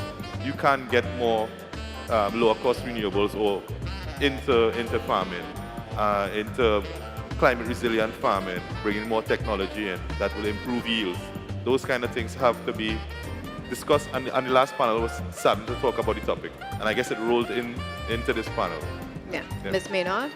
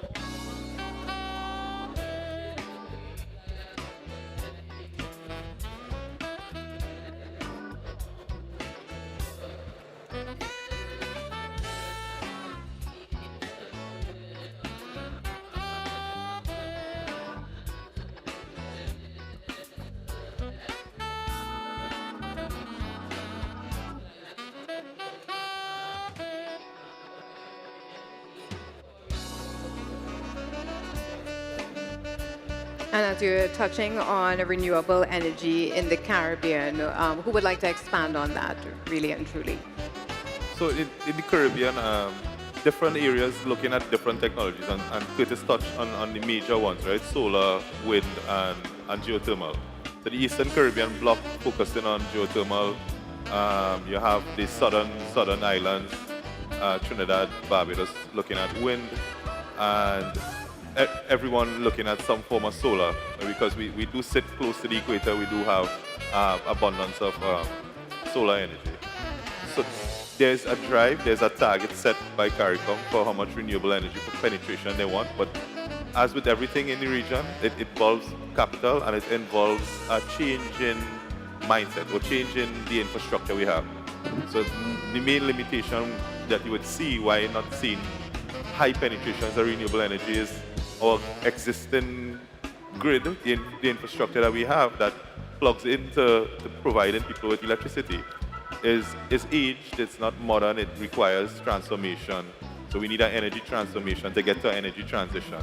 And those things take time, and it also takes capital. So those you would hear Prime Minister of Barbados speaking about green climate financing, and it's to enable some of these things to happen, because if they try to do it the traditional way, which is to go to multilateral banks and take loans, you increase sovereign debt.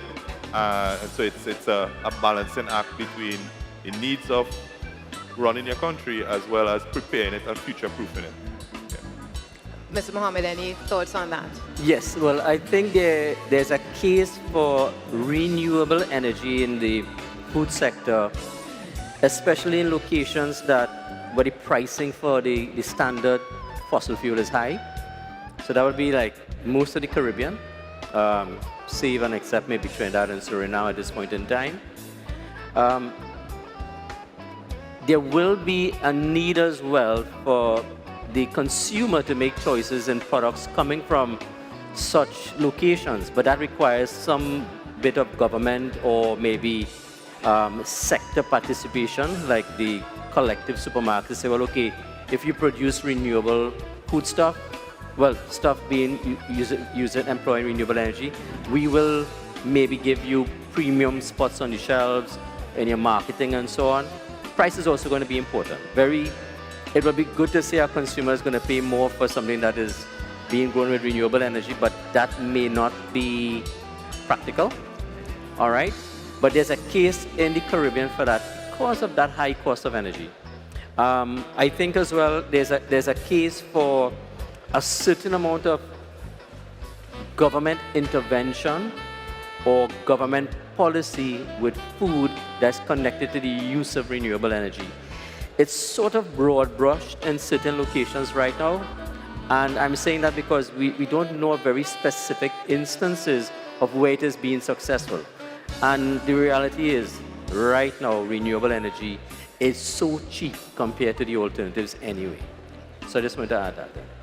And I also would like to touch on the support for the inclusion of energy efficiency initiatives in agro-processing. I know Ms. Maynard would like to stress on that. That will be the introduction that the concept of National Energy's Super ESCO, am I correct?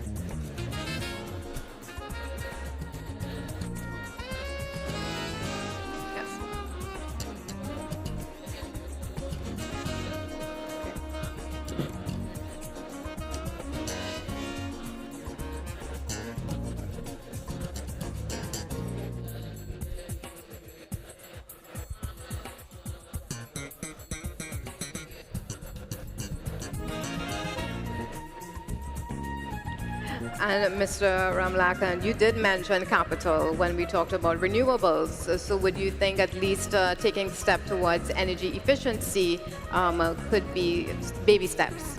So going back, Marcia probably didn't tell you, both of us serve on a cabinet-led committee on energy efficiency.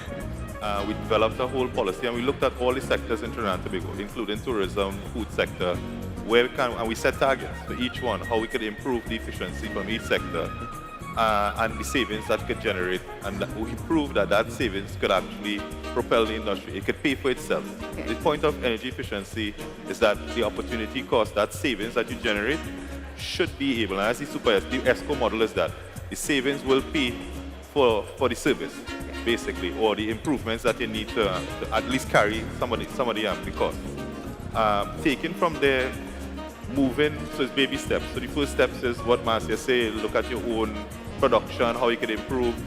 Once you start scaling that up, you start to get into energy management systems. How do I manage my building automatically? How do I turn off the AC, turn it on when I need? Even if it's a greenhouse you're looking at, how do I irrigate? All of these things, you control your energy flows and you become more energy efficient. You could take that another level up, and it's been done like in the UK where refrigeration from supermarkets are controlled by the utility. And at peak time when electricity demand is high, they can carry up a degree and reduce the usage from those refrigerators for a couple hour period just to save on energy. So these things, but as Marcia rightfully said, the behavior pattern, the policies, the understanding as a whole, the vision as to where you want to go with energy and energy efficiency, it will now, you move step by step and you continuously improve. So you will hear energy efficiency is not a one-time thing. You always continually improve. Thanks so much, Mr. Mohammed. I agree with everything they said there, but I want to add something. I think energy efficiency is one of the low-hanging fruits that most people don't automatically recognize. Because sometimes it's a little counterintuitive, even to people that should know better. Some of us right here sitting on this table, including me. And I explain by a very simple example. In Trinidad and Tobago, when the government said, well, we are looking at the price of electricity, and I have myself and some colleagues who are in the solar business, solar water heaters and everything. The first calls we got was, can you heat my pool up? This is from colleagues. So, of course, just to be cheeky, I will tell them, it's not a problem. Just expand the pool make it a little bigger and let the sun warm it up. But I was just being light. So what I told them, I said, well, we can install heat pumps. I said, what a heat pump does, it moves heat from one place and put it somewhere else. Where are we going to remove the heat? Inside your house. Your house is nothing more than a solar collector in the tropics. You understand the concept? And I said, we will take less energy than a normal AC to cool it down, because it moves the heat from inside the house and it puts the heat into the pool. And I said that if you had like the equivalent of what they call a 3-ton or a 5-ton unit, and you keep it on most of the day, that will actually keep your pool, a normal pool, hot enough. Now, that is not automatically or intuitive for most people to understand. But if you were to check right now in the world, it's the rage in Europe, in the Nordic countries, in England. Everybody started moving away from gas boilers. They're looking to use heat pumps. So they're taking heat from outside and put it inside the house. And then in summer, you could do it the other way around. So as we're getting better at it, as collectively humanity realizes we're going to have to do something different, the things that we didn't have a need for before suddenly become achievable. In Trinidad and Tobago itself, and I keep telling my colleagues as well here, it actually is cheaper to save money with improving energy efficiency than it is to replace the energy with renewables. And I'm a renewables guy. Because we waste so much energy. It's not that we did anything wrong, it's just traditionally that's how things were. Things are now changing.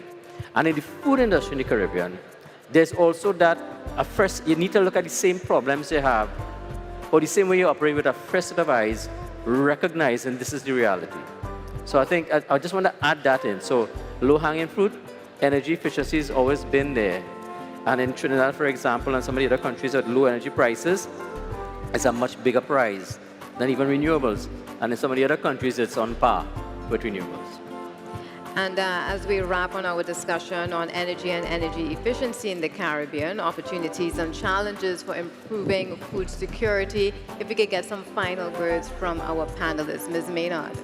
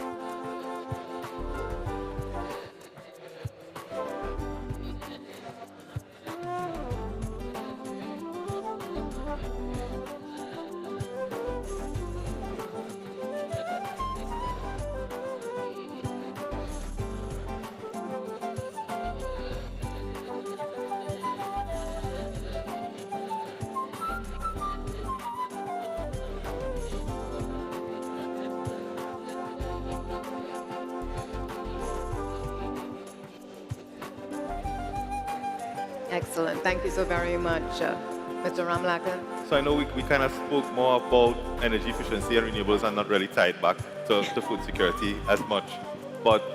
And the reason why is because because from the sector we understand the nature of energy costs. High energy costs leads to high food prices. Right.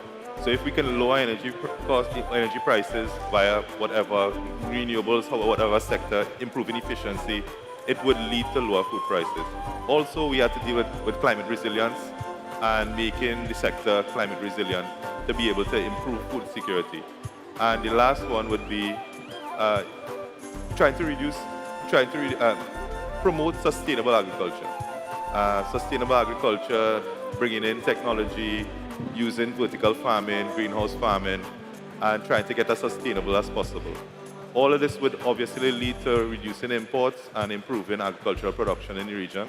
We do have the capability to do it, but there's some drivers that I guess we all need to move in a holistic way, segmenting the economy via sectors like energy sector, food sector. As we see now, it's all integrated, it's all affected by climate, and we really need to kind of push in one direction. Yeah. Thank you so much, Mr. Mohammed. I think as far as the food industry goes in the Caribbean, I think there's need to promote energy and energy efficiency from a policy point of view. I think the case is there. We have to go in that direction, and it's not just about doing it because it's nice. It's doing it because we kind of reached that point where we have to do it now. It makes too much sense. So what that will require, though, is a really coordinated effort between governments, civil society, and sectors that have interest in it, like the Caribbean Supermarket Association and supermarkets. And they have to get together and work on all the things that prevent us from realizing the objectives. It's going to be financing, it's going to be technical know-how, it's going to be making sure all applications fit the different places that we have to go. So I think that's what is required. And we are going there. This conference is testament to that fact. And the obvious change in the way people look at things, not just in the Caribbean, but collectively across the globe, is telling us this is where we have to go. We are going to go there, and I think this is going to happen. Fast, the speed, we need to work on that one. Thank you so very much. Thank you very much to our distinguished panelists. We appreciate your time so very much at the opening day of the Food and Beverage event here in Trinidad and Tobago. And joining me was Ms. Marcia Maynard, Mr. Dale Ramlakan, and Mr. Curtis Mohammed as we discussed energy and energy efficiency in the Caribbean, opportunities and challenges for improving food security.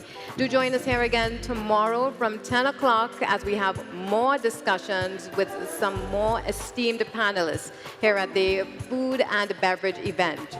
Now we take you back over to the Live Kitchen.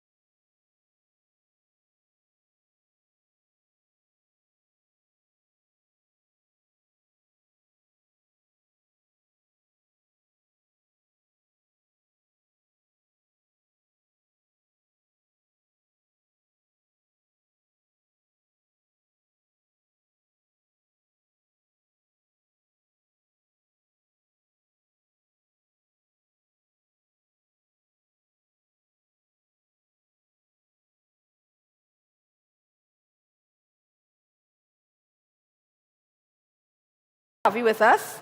So I'm pouring quite a bit in, guys, because we want that flavor to come right through. Nice. Now, as you can imagine, I don't, as I said to you, I don't like scrawny burgers, right? I like a burger. So, with our meats, many times people over-season a burger and they don't understand how burgers ought to go. Salt, pepper, a bit of onion is the secret. Here why, it keeps it juicy. All right, so we're gonna go in with those items. A cracked pepper, the best, guys. Butcher's pepper is also good.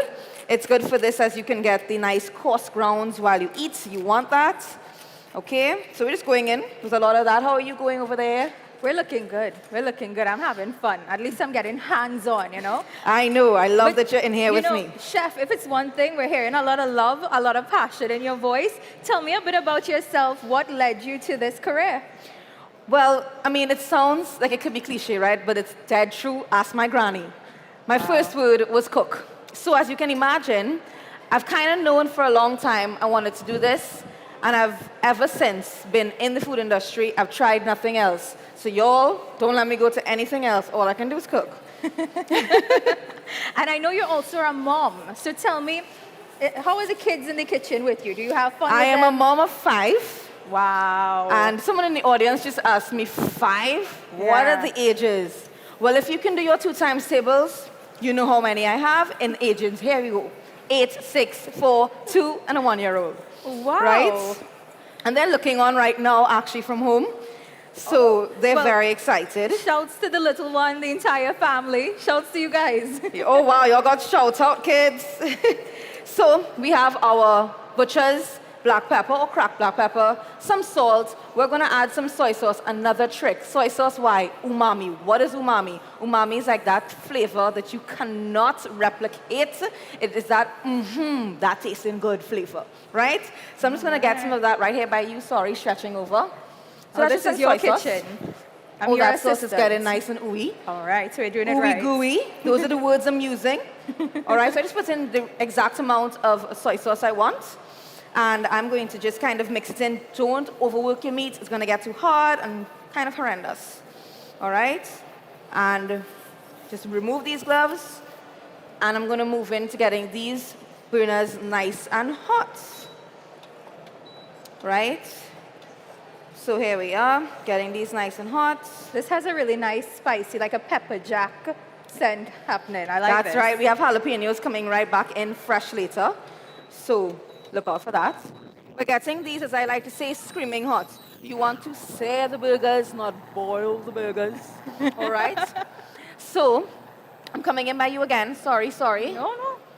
We are going in with, this is our plantain. It's a little secret. So here we have the onions, right, that I told you want to put into your burger. It really helps with it being very moist, and it adds some kind of flavor I can't even explain to you. It's an undertone of garlic and onion. Something about it just, I don't know, it really does something for your burger. Keeps it juicy, as I said. So you have some wiggle room if you overcook. All right? And We're Chef, doing 3. I have to ask, how Yes. did you come up with this recipe? Is there some great story behind it? Honestly, no. I love burgers. You just love burgers? Yes, I do. And the reason why is because there's a really famous quote from Charles Swindoll, and it says, the difference between something being really good and really great, it's really in the details, all right? So the details of this burger is that we are paying attention to the meat in the way that meat should be treated. I believe that beef for a burger should be treated like a steak, so we're treating it like a steak. All right. We're cooking it on high heat. What's going to happen now? And changing again, sorry. And then we're adding all of these different relishes and items on top, done in the purest form that they come, so that we have those details together. And those details give us a great, not good burger.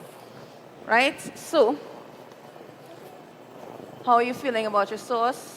I'm feeling proud of my sauce. I'm feeling proud. Feeling proud. That's what I want to hear. Because I want these folks to be able to go home and say, you know what, I could do that too. Yeah, because it would be a shame if we gave out samples and you all did not enjoy this one. So I want to see happy faces, all right? Okay, so here we have these massive burgers. Now, I know that you say, well, where's the former free-form all your trust me? Okay? Our bread is very, very large. It's a nice Kaiser roll. It's baked right here in Trinidad and Tobago. I love, love, love supporting our local, artisans. And there's a lot to find in this country with local artisans, namely our Carabelle lady here. So you hear that sound? That's safe, not boil. Right? So that's how you know. All right. And then we're going to lower it in a few. But let that rock. And were there any seasonings or anything that we needed to be aware of doing before? Well, yes, I told you, make sure and get some butcher grade black pepper, or cracked black pepper would be good. Right. You also want to go in with your salt and with your onion. Okay. And of course, our secret, some soy sauce. So I'm just really kind of taking these down. You know what I love about these induction burners? You can really control your heat, right? So thanks again to Advance for helping me to control my heat. So here we are. I love a steel spatula because you could just kind of dig him up there, right? Those little wobbly ones can be rough. So I'm here to help you home cooks. And with some salt again, guys. Just to make sure. It looks like a lot. Remember, we're seasoning this all throughout, all right? Now here what we're doing at the very end here. We don't want to scald. Almost done. All right, so we're going really low now. And we're going to drop in another hint. Anytime you use cream, anytime you use coconut cream, a little pinch of nutmeg, they'll come back for more. There you are. Oh. So we have that nutmeg in there. And here we are. Burger. Now I'm turning the oil away from me so there's no splatter. Putting him right down. Watch that say. Oh, that is beautiful. Are you smelling that? It smells like a burger house, Ivana. You and I could do this. Right? Probably we should hook up on the weekend. We should do something I feel like this is for Friday. Friday night? Right. Yeah. So it sounds like we have a plan after this. Okay. So we want to move into our relish real quick. And then we have another patty. The patty is a plantain patty to kind of sweeten and mellow this thing out, right? Because we have a lot of heat coming from everywhere. Okay? So I'm going to use these onions again. We're using them more than once. We have some fresh jalapeno. No seeds. Okay, a few seeds. Spice in here. All right? We have just a tad of garlic. Just a tad. All right? And then we have our watermelon. It's a watermelon pico de gallo. All right? So it's like a salsa, basically. Yvonne, I'm going to ask you to pass me the 3 containers over there in a few. All right, so that's some watermelon, guys. I'm going to move these across here for you. Thank you. Yo, she's a good sous chef, isn't she? I'm trying. We have some cilantro to go with us, cilantro. So you see how you bring your flavors back, right? You don't ever just leave it once. You want to keep bringing it back. Every time you bring back that flavor, it ensures and seals in that flavor. I kind of feel like I'm cooking with family because you bring that really nice home warm vibes. I feel like it's family cooking here, and I love it. I love that she's so interactive with us. Well, this is what I do, okay? I can't help but love the food, love those that are around me while I cook, and I love to cook for people. So seeing all these faces, and they're smiling, hello. So in here, some lime juice, all right? Listen, there are all sorts of recipes on the internet and wherever else for pico de gallo. Stick with the basics. Lime juice. I'm using watermelon here because we have it all the time in Trinidad. And of course, it adds that juicy factor again, right? Okay, so these burgers are going to start coming off shortly. You want to remember when making burgers, if you want like a rare, you're going for 120 internal. If you're going for like well done, go for like 160, 165 kind of thing, all right? So I'm going to toss this bad boy up, and we'll have our relish, okay? So there we are. Let me show you guys our relish, right? And he's going right on top of the burger. So he's done. He's on the side. Now, I spoke about some onion rings. We're ready to go. So let me tell you a little secret about onion rings, okay? Onion rings are crunchiest, and they're best when they are, I'm going to show you now. So they're sliced, of course. You want to get those nice, big, ridiculous onions that we have here. And hold on, these gloves are having a tube. I love the fact that you're so extravagant. You like the big burgers, the big onion rings. Big, come on. Like a nice What are we hearty doing? meal, you know? Yeah. So, onion ring, right? have you ever noticed on the inside of the onion, there's like a film? Take that out. If you don't take it out, your onion ring is going to wobble on you, flop on you, not be too cute. Okay? So I'm going to take some of these patties off and get the last patty in, and then we're going to rock with our plantain patty. All right? Both sides are seared, guys. There's no kind of, boil situation. So you're putting in the last one now, and I'm going to then put in our plantain patty, and then we're going to do our onion rings. Guys, we're getting through this really quickly. Ivana, you've done a fantastic job. I'm you can glad take your to know burner it. off. And Okay. All right, so we're taking it off. Yep. Yeah, and we're good to go. You're good to go. Y'all, Ivana made this sauce. Like, seriously. Can we get a round of applause for her? Wow. Thank you, thank you. She's dancing. Okay, so we're searing again on that side, as you know. And over here, we're going to do our plantain patty. So I'm just lowering the heat so that we can get that plantain patty together. So what is that? It is plantain. When you're choosing plantain, you plantain people. I'm one of them. When you're choosing plantain, they're either like super yellow and you cannot fry them, you can boil them. Or they're super yellow with a few bits of black. And you could push to fry them, but you really should boil them. And then there's the spot down, and you could fry it. Okay, he's in the middle.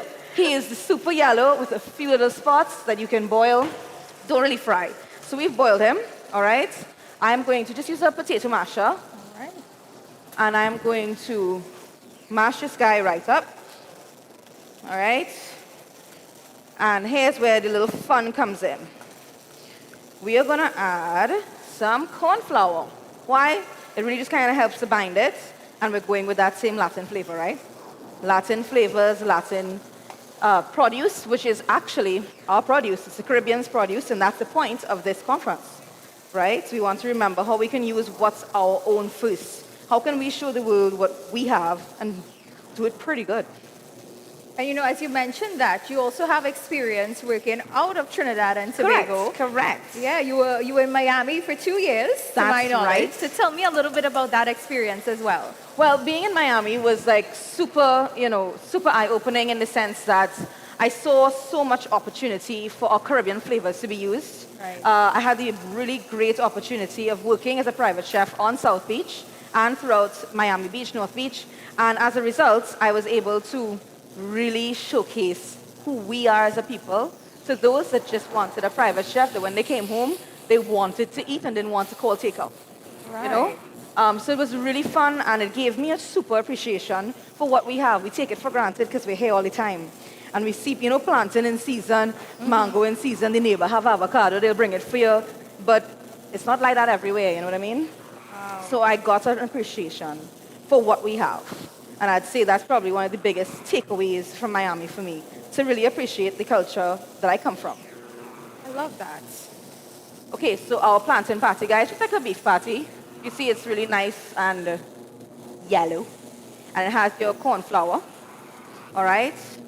So I'm just shaping him. Y'all, this is a free-form patty. This is supposed to be fun. Make this at home with the kids. As you can tell, I have 5. So I'm always with the kids, okay? I'm always doing things about kids. That's why. And we're moving quickly with it too. Everything is happening so quickly. Oh yeah, it's gonna wrap up pretty soon. I think we're just gonna move into these onion rings soon. So let Okay. me just ask if we can actually. Yeah, we'll power it on. Yep, There right you on. go. And we can bring it up to about where medium high would be. And we're gonna get these onion rings started. We're gonna pay attention to our plantain patties and flip them out. Take our beef when it's time out, and then we're like right at the edge of this thing. All right. So gloves again. And you want to know, okay, she's used the cilantro tomato. How is she using the lime and mango?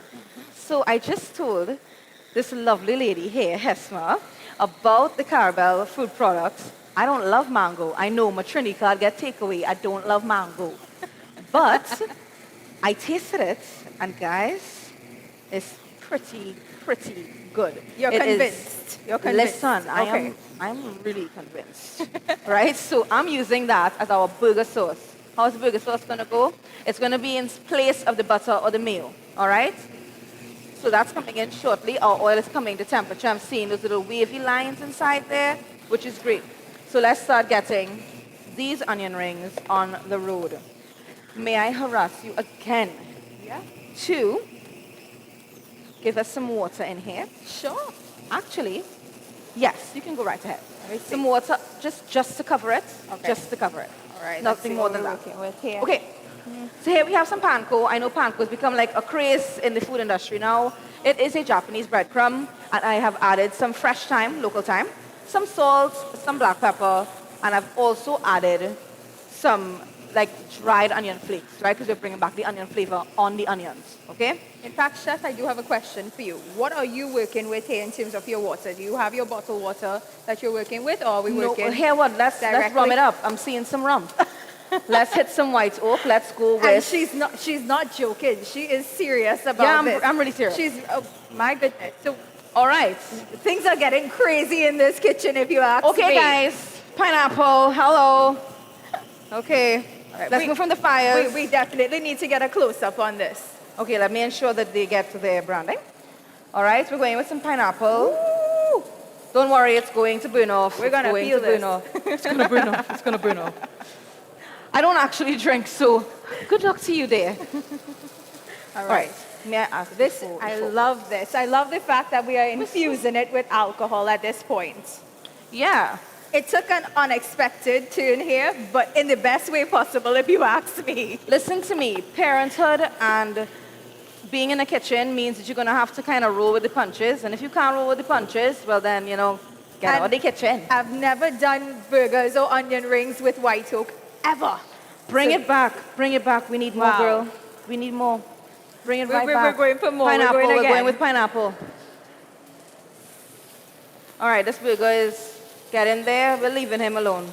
This plantain patty, he's looking all right. We're leaving him alone for a while. Talk to me. A little bit more. Oh, wow. All right. The alcohol is going to burn off, but that pineapple flavor is going to Hopefully, stay. hopefully we're in a gear there. But if not, we got the whole bottle, huh? What is this lady starting, y'all, on a Wednesday? Hello. I All right, mean, so you I want you all to started see. us off, so I mean, I'll encourage you.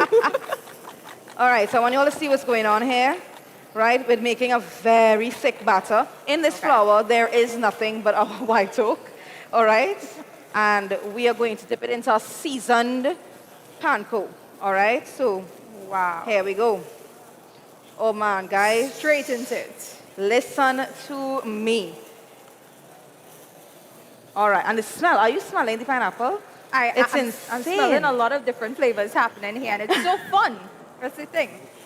Oh yeah, this is meant to be fun. It's a burger. Come on. You eat it with your hands. Don't come with no fork, okay? All right, so we're going to test our oil in a second. Let me just keep Okay. this here for now. So we're going to place them here. I don't know if the camera... Yep, you all can see the onion ring all coated and beautiful. So we're going in. We're continuing. My gloves are going to get stinky, but you can use your hands. One hand wet, one hand dry, right? I'm just going to do a few to ensure that we get at least one for each burger, right? And you'll see this huge, thick crust it's creating. That's what we want. And it's actually getting some rest time, which is great, before it hits that oil. And we're going to test that oil in a few. Actually, you can bring that temp right down to about, I would say, 8 or, yeah, that's great. 7 is good. Okay. So any questions from the audience? Feel free. Let's chat. Let's chat. What's going on over there? Okay, they're quiet. Why? What can we do? What do They're you hungry. want? That's what's going on. They're Is hungry, this what so you they're want? waiting. You want food? You're giving me attitude for food? Don't worry, we have you hooked up. Now, I Okay. know before we started the shoot, you mentioned that burgers is like a favorite of yours, a favorite at home. What are some of your other favorites that you enjoy? I really, really love that Sunday lunch plate. Y'all know that Sunday lunch plate? I don't have to even break it down, right? You know that Sunday lunch plate. So I love that. I love pepper pots, which is from another neighboring island, which is Okay. Guyana. Yeah. I really love pepper pots. I enjoy making it. I love everything about it. As you can see, I enjoy, having our Latin flavors come in. I love Mediterranean cooking. So I'm kind of, all over the place, but I guess I appreciate food. I really love food. I love flavor. I love, mixing and matching. This new word that people always use, fusion. I love Yes. the idea of fusion. Because as mankind, what are we? We are always fusing in different ways, different cultures, different languages. So much is always mixing, you know, and I love it. Okay, so we have quite enough onion rings, I would say. Let's give it a little test here in the oil. So the best way actually would be a wooden spoon in your oil. If there's some little bubbles right around, you're good to go. We don't currently have that, but I am going to put just a tidbit of our flour mixture and see what happens. If it starts to fry for me, which it has, we know we're good to go. And it's puffing up.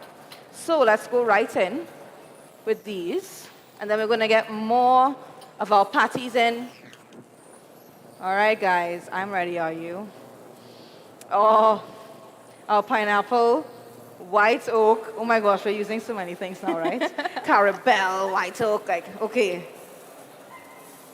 Okay, they're frying. So while we wait, let's keep moving along with our patties. Now here where things start to get wild.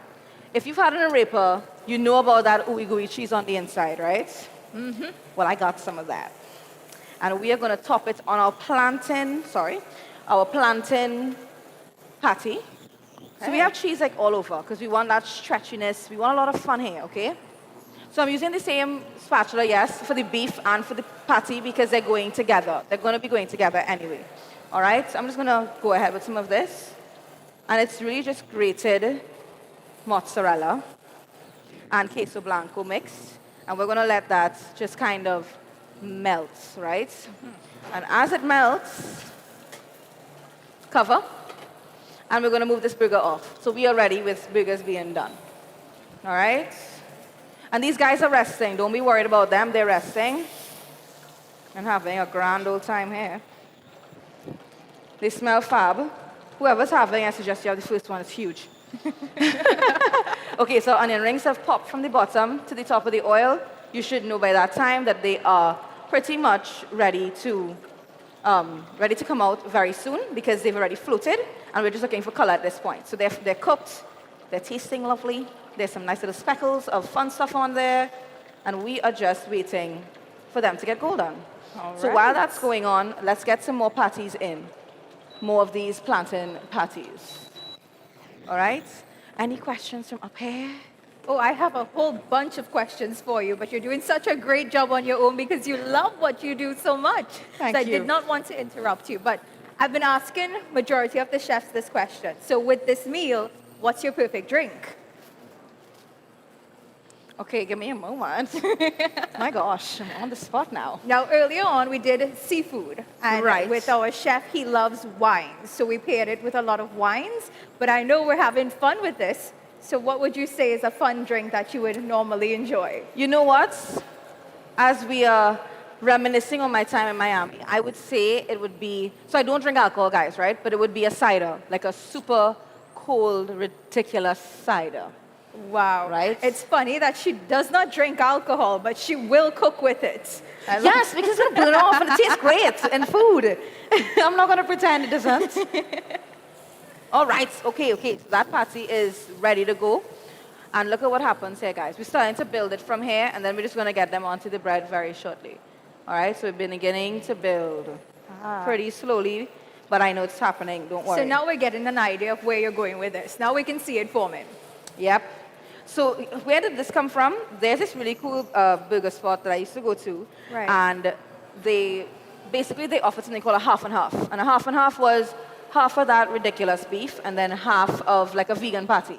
Oh. And for me, I cook vegan as well. So I really enjoyed having the quinoa patty there. And I often do it myself. But I thought, how can I keep it Latin? And I love the plantain in there for the sweetness. So yeah. Okay, guys. So we're taking them out. You know what? I'm going to use our plating board. This is not a good vessel. Yeah, let's get this out for you. Thank you. You're all welcome. Crispy, crunchy. Hello. Oh. Yeah, I'm supposed to be sharing this with you all, and I'm beginning to wonder if there's enough for you all. Because I'm definitely going to have one. Okay, so let's continue going. Just a few more of these are going to go in. I'm going to give 2 of these lovely onion rings to a burger. And then each burger, of course, has a plantain patty. We have our pico de gallo done. And then we're going to just cut some avocado. And I guess we're going to share how we feel about avocado. You know that meme, right, online, where they show an avocado, Yeah. And they show someone buying it, and it's like, hard, not ready as yet. And then they turn back, and it's like, it's ready. Busted. Yeah. Okay, we're gonna have that moment together with this one. Okay? I'm just being honest. I don't know what's happening with that avocado. So hopefully we're not gonna turn, it'll be busted. All right? Okay, more of these plantain patties coming out, which is great. Let me just clear up a bit of hair, because I feel messy. Don't worry, I'll be on kitchen duty. I'll have to wash wares today. Oh no, I won't do that. So as I said to you all, local artisans, my favorite people around, and we have some beautiful Kaiser roll bread here. It's probably like one of my favorite bread options for this particular burger because it soaks up every ounce of that juice, and that's what you want. All right, so I'm gonna just get them prepped and ready for our burger patties, plantain patty, the whole thing, right? Because you want to see that huge cross-section. Right? This is a meal. This is a full meal. Yeah, we didn't do fries because of that, Yeah, this is good. So here we are. Any questions from the audience? Y'all are quiet. What's going on? They're patiently waiting. They are. They're a beautiful audience, guys. They're a beautiful audience. All right, so I'm seeing our patty here. And you see this, you can move in and out while cooking, guys, with these induction burners, which I really love. Because I'm controlling the heat, I'm doing stuff, I'm lowering it while I'm over here, but I'm bringing it back up to temp when I'm in front of it. I just think it's a great, option. So all of you who are looking on and wondering, what does advance have to do with this? That's what advance has to do with this. If advance wasn't here, guys, we'd be burnt up already. Okay, onion rings coming out.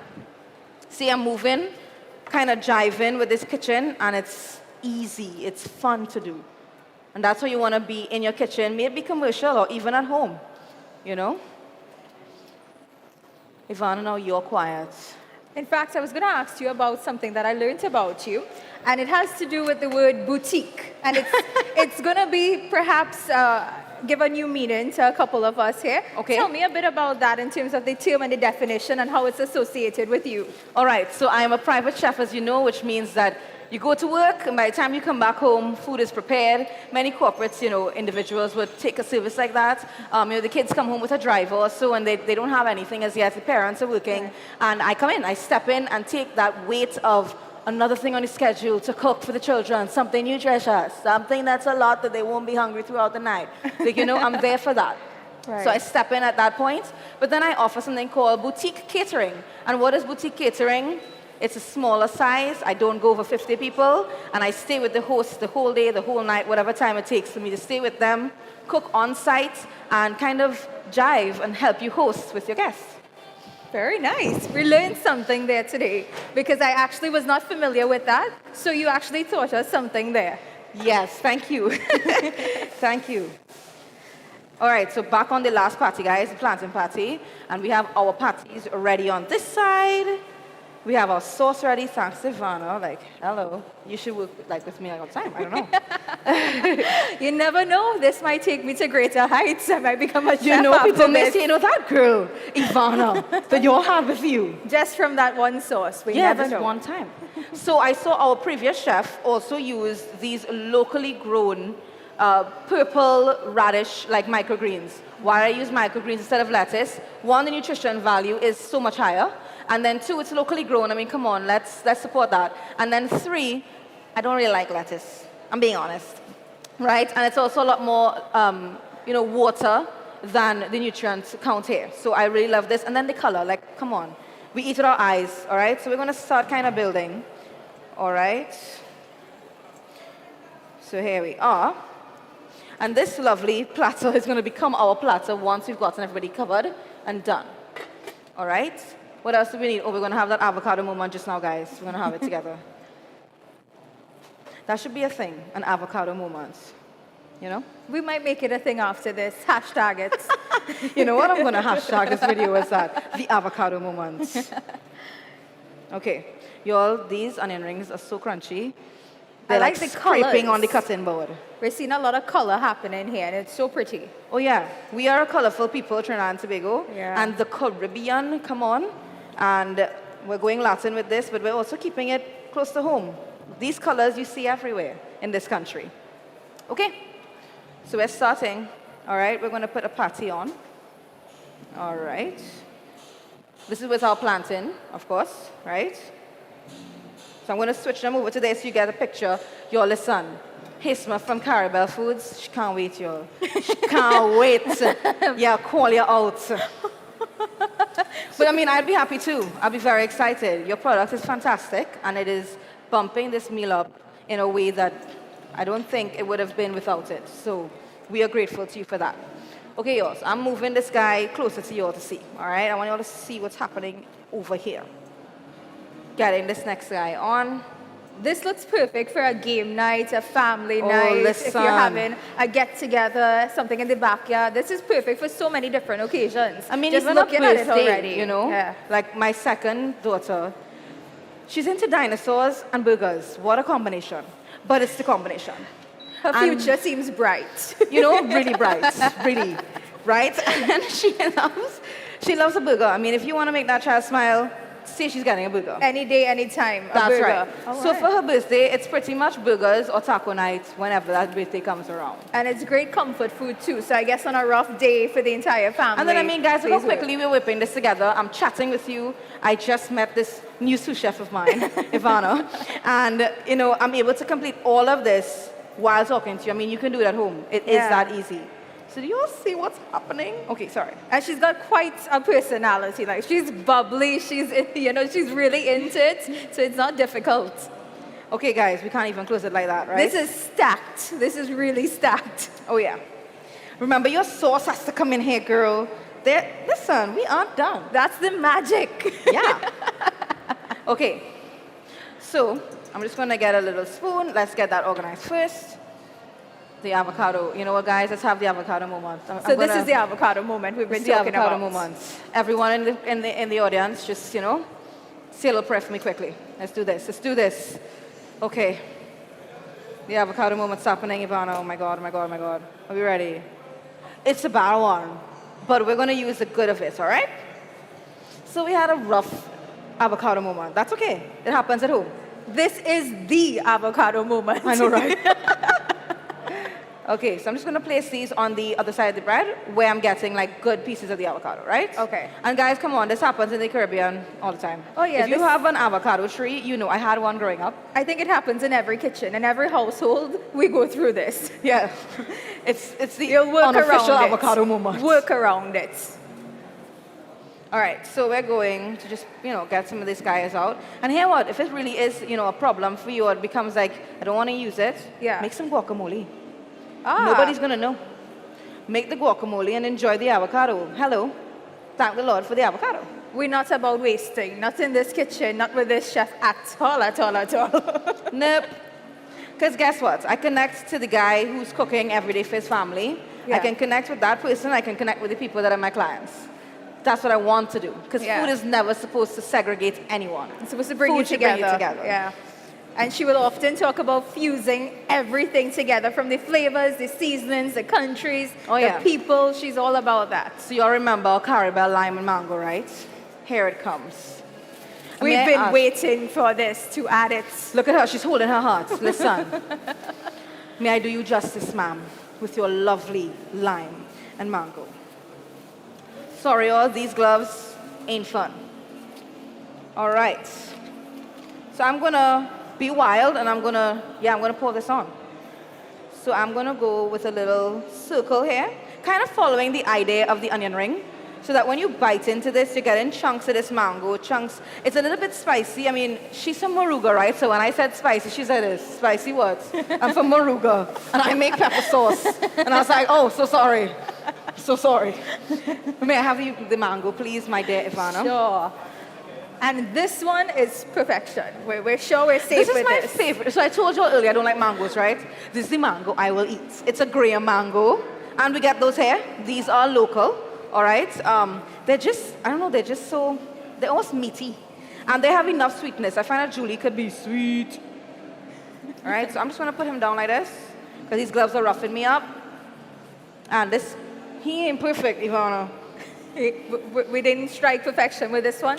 He imperfect. Well, almost. We were almost there. All right, we're gonna get a little piece of him, right? So you see, guys, he has that little, like, beautiful yellow, but he's not perfect, all right? So once again, we're gonna use him. You know, the usual granny and mommy make the little circles for you, the little cuts, the little dice. So I'm gonna ask you to, if you can help me get a spoon over there, and we'll scoop him out and add him to our pico. And while that happens, I'm gonna move into this sauce like that she made for us, right? So, I'm just getting a spoon. Sorry, I'm not playing hide and seek. So I have two options for you. It's whatever direction you want to take it, but I think we might work with this one better. I think so too. So we're going to work with this. Okay.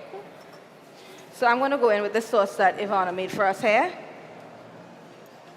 And I'm going to start pouring from the inside, right? Because I don't want it to pour all out. Okay? Look at that rich, thick, creamy pepper jack type of finish going on there. Really nice, spicy. And those little lumpies you see in there, guess what those are? Those are jalapenos, guys. And that's also, and we're getting it locally now. We have quite a number of farmers in Trinidad that are doing jalapenos. So you don't have to feel like it's an imported product. We're also having some queso blanco in here, which doesn't melt quite like a cheesy cheese. So you have that nice, like, meaty cheese in here. All right? Let's not go crazy. Ariane, hello. The people want to taste everything, not just the cheese sauce. This looks so great. We can already see it just oozing, and it looks right, great. So to our pico, guys, because we want to bring the flavor back, it's lime and mango sauce, right, from Caribel. We want to go with some mango into our pico. So we're going in with our little mango cubes that I made. Can you all hear that? It's like a chow mango. Right, so that's good. It's going to add some crunch with our onion rings. All right. And let me show you guys what this looks like. We have some bigger chunks, but that's okay. All right. And I'm just going to use the exact same ice cream scoop. And I'm going to put a little bit into each onion ring. So yes, the way you build a burger matters, right? Because you have to find a way to get everybody in.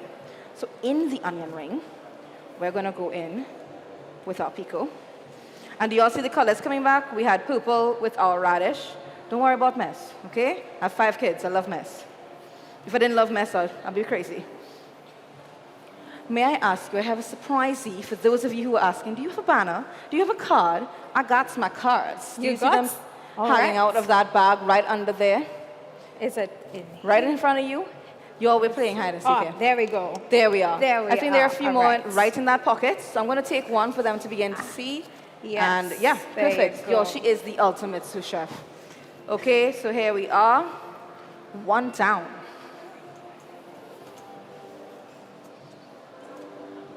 Now, y'all, Caribel Foods is at the front end. She said whatever happens, one of these are hers. So, guys, listen, we're doing an auction or something because y'all have got to taste this. All right? So does anybody know what we call a hamburger in Spanish? Perchance. Another card. Here you go, one. Oh my gosh, guys, that kid's got one. You've got a burger! What school is that? Let the people know. My gosh, fantastic. St. Xavier. I have quite a group of friends that have come from there. Very good. Well done. Well done. Yeah. Woo. You know, and as we welcome a lot more Latin language and so into our nation, it's lovely to hear the next generation know it. The worst thing, as I said, is being segregated. Food brings us together. So make this for someone. Speak about this hamburguesa that you had. Okay. And we are going right on. There you go. Thank you. And guys, I present to you by Caribel Foods, our lovely lady Hesma right here in front of us. From Ivana, who made our cheese sauce. And from Advance, our wonderful burgers for this evening. Thank you for your time. Wow. You, my dear, have won yourself a burger, so you're going to have one. I'll get it to you shortly. And, of course, Hesma's having one, and we're going to figure out how we're going to make this other one work out for all of us, all right? But enjoy. It's been a pleasure being up here. It's been an absolute honor meeting you and wow. doing this with you. Thank you. Chef Ariane, thank you for not only teaching us, but for bringing such great energy, for telling us a bit about yourself, and for just sharing in the moment with us. We really, really appreciated what you did here for us today. Please give her a round of applause. We've got some amazing burgers here to try, all right? Especially you. You got to come up here and clean you yours. won that, kid. So thank you so much, Chef Ariane. Once again, we say thank you so much. Thank you. Thank you, thank you. Oh, so sorry. Don't worry. We can do a vegan option for you because she mentioned that. So we could always teach you that. You're so welcome. Your products are fantastic. Thank you. All right, folks, so we're going to try to make sure and get a taste coming your way. And we will be cleaning up the kitchen because we do have a mixologist coming in just a bit. So stay close, enjoy yourselves, enjoy the convention, all right? Okay. So talk to me. Tell me, how can I help?